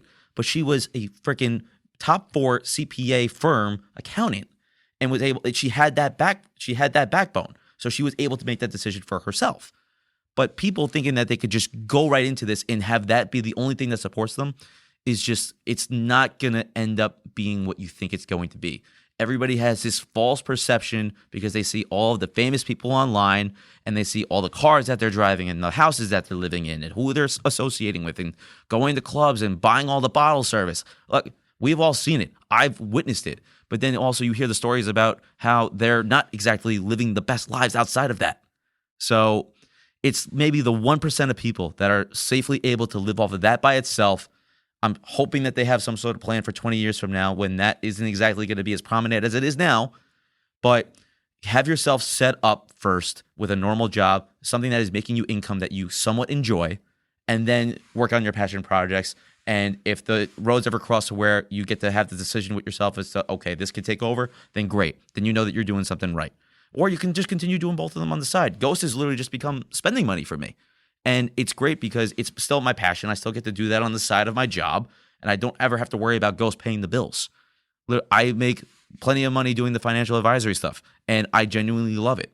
And it's nice because I can go to Ghost and I don't have to worry about a code. I don't need to worry about leveraging my friendships and making sure that people are utilizing me, because otherwise I might not be able to pay rent next month, kind of thing. So that's my biggest point. With all the kids that were coming up to me over the weekend, it's like they're 19, 20 years old. Oh, yeah, I'm going to U in Miami right now, but I'm going to be doing social media full time. What does that mean? Oh, I'm just going to be, I want to work with a bunch of companies. I want to do sponsored ads, blah, blah, blah. Just, it's insane to me how we've gotten to this point. And you have people that are like, oh, I don't want to work a desk job. You have to do something. No, it's not if insane. you do I have to reverse you there. It's Yeah. not insane. This is what we've been trickle fed for years. And the younger kids who this is all they know. We know a world without social media. They do not. Mm-hmm. So we have been trickle fed it. And by the time it's gotten to them, they're drinking it right at the fucking teat. Like, this is it, bro. Mm-hmm. This is all they know. They think that this is going to be a forever thing. You and I understand that this is not. And if you're watching, life is trends. Tony Robbins talks about trends all the time, understanding trends. I believe that there is a resurgence happening right now where people are, like me, where people are tired of this taking over my fucking life. Yep. And I'm tired of having to be a slave to my phone. And I'm tired of having all of these things that really only benefit the social media companies. Mm-hmm. And all of these other organizations, and they don't actually benefit me. And I'm trading my time and my attention for them to get fat and stupid rich. Yeah.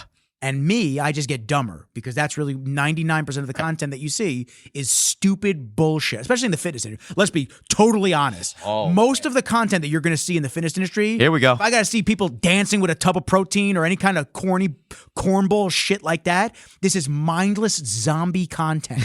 It is fucking garbage. I will not shoot that content. I hate that content. It is so fucking stupid. And unfortunately, it shows you the mindset of the people that are consuming it, because a video like that will get millions and millions of views. Yeah. But a story of a girl that lost her leg and now she's a fitness enthusiast, that'll get a couple of hundred. So we're seeing the trends of what how fucking lost people are Yeah. as a whole in the society. So now you look at kids that look at these things and they go, wow, I want to be a social media manager. I want to do this. I want to do that. They're going to be burnt out by the time they're in their mid-20s. They're already burnt out. I saw a ton of comments about kids in their 16, 17, 18 years old that said, I deleted every app off my phone. I bought a dumb phone. I bought a smartphone. I only use social media when I'm on my computer. I deleted Twitter, X. Mm-hmm. I like Whatever the hell it's called. I never got big into it anyways. I like Twitter because I got a lot of news from there, but I'm having the feeling that I don't need to know everything anymore. I'm tired. There's only so much that my brain can process in a day, and most of it needs to be my job, my family, and Kenji, who's in my family. So that's all that I really want to process in a day. I don't need to process every fucking war that's happening around the world. I don't need to process every bad interaction with police. I can't focus on it all. It's just too much. You start to just mentally, we're talking about constant stimuli. You just start to just go, I care, but I have to safeguard my brain for a little bit. So you look at these kids that are getting burnt out in their early 20s already, and they have no idea where to go and what to do because they believe that social media is the god of everything. It's their generation. They see these people, they see these celebrities, they see all the money and all this, and it's fake. They don't realize that it's all fake. Unless you know these people and they're as authentic as they always are, it's a small percentage of people that actually are. All these other, Dan Bilzerian, fake. He's bankrupt from what I understand now. I don't wish harm on anybody. I know, but guess what, man? If you really had that much loot, if you did, which I don't know if he did or not. I'm not his fucking accountant. I would hope so with some of the things I think that he's been he did. doing in those videos. I'm pretty sure he was fucking loaded. But from what I understand now, he's bankrupt from a lot of people talking about it. Bro, how? How do you have that much money and you're bankrupt now? So you look at these people, it's all bullshit. It's all people trying to impress people that they don't know and don't give a fuck about. Stop focusing on it. Exactly what you said. Focus on doing things that you enjoy. If you want to be a podcaster, you want to shoot content for brands, get into it. That's fine. But build something up. This was a part-time job. This was my side gig for a year. Yeah. And I built up a very good clientele before I even thought of quitting my main job. And Juji gave that exact advice on the podcast when he sat down with me. He said, I really sat down and planned my thing out before I even had any idea of if I was going to quit my job and do all the content full speed. Yep. And once I mapped everything out and I knew that this was going to be the ability for me to quit my job and start my company, do my thing, that's when I did it. You have to go into it and be smart.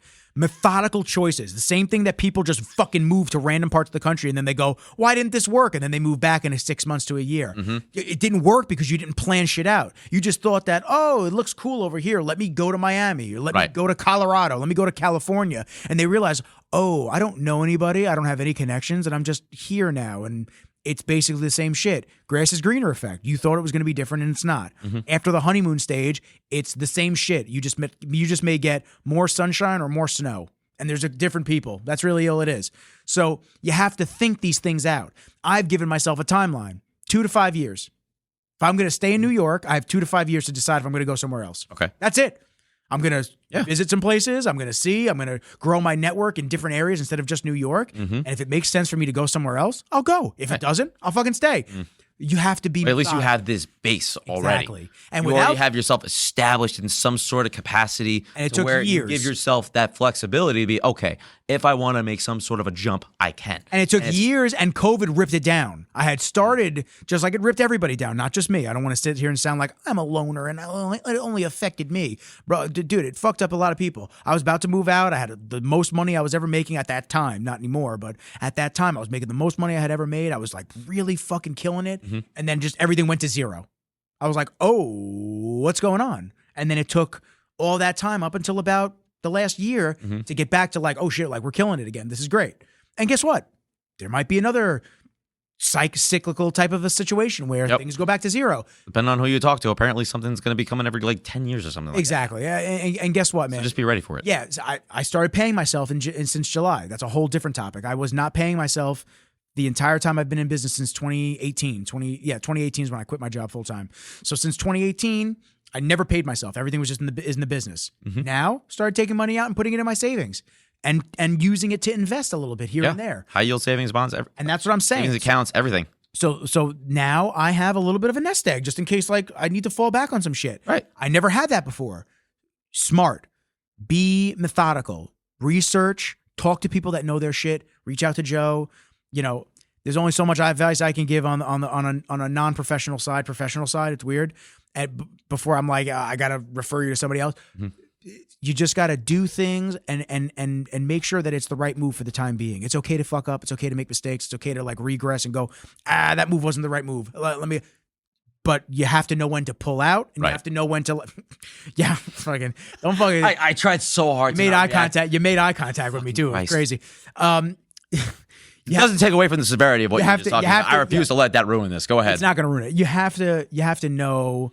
My Thanos with this bobblehead. You got to know. I'm passionate for a second. I slammed the table. I'm slamming cans. Yeah, you're slamming cans. I'm gonna break this place. Don't break. Get out. It's a place for delicate people. So just the long story short, you just have to know what you're doing. Go with your gut and make methodical choices for your life, and that's it. God bless. You see, dude. How can people follow you, talk to you if they want to talk about ghosts? Talk about you just being fucking awesome. Honestly, so Ciliberti is on IG. I think that's how the majority of people. How you spell it? Cillybird. Follow the bird. If you want some comedic relief every once in a while, I've been quiet on there as of late, depending on who you ask. Good for you. But Stay at the off same there. time, if I post something, I'm hoping that at least it'll be informative, funny, or have some sort of importance to it. I'm not just going to be like one of those people that just like really post to post anymore. I used to be that in the very beginning. Now it's kind of like, okay, it's like when you post, have it mean something, you know? Yep. So whether it's me doing something stupid like drinking an energy drink at 7 o'clock at night, you know, because I'm trying to get topics for Rizology. Oh my gosh. You don't even need topics, man. We just talk and have fun. And I got shit for that too. Yeah. This is 2 hours and 20 minutes. No way. Swear to God, bro. It's 11 o'clock at night right now. Whoa. That's what I'm saying. This is your first time doing this with me. This is what happens with everybody. Yeah. I have class at 6:15 in the morning tomorrow. Well, so we're going to end it right here. Anybody, I appreciate all y'all for fucking with us and hanging out. Joe Ciliberti, amazing human being. One of my boys for 10 years now. I appreciate him. He's an amazing soul. And hopefully you guys got some great topics from this. Great conversation, as usual, with my guests. I always appreciate all the dialogue that I get with them. If you can, please share, like, subscribe, comment, all that fucking dandy bullshit, whatever it is. Only because you want to. Yeah, if you don't want to, don't fucking do it. If you don't like me, don't do it. Yeah, if you don't like me, if you don't like Joe, don't fucking do it. It doesn't really matter. At the end of the day, it's cool. I don't want you to have to feel like you have to do things if you don't like me and enjoy me and my content, but I appreciate everybody for tuning in. If it's 1 view, if it's 1,000 views, 1,000,000 views, I appreciate every single person. So on that note, I appreciate all y'all for fucking with us. But for now, peace. And cut.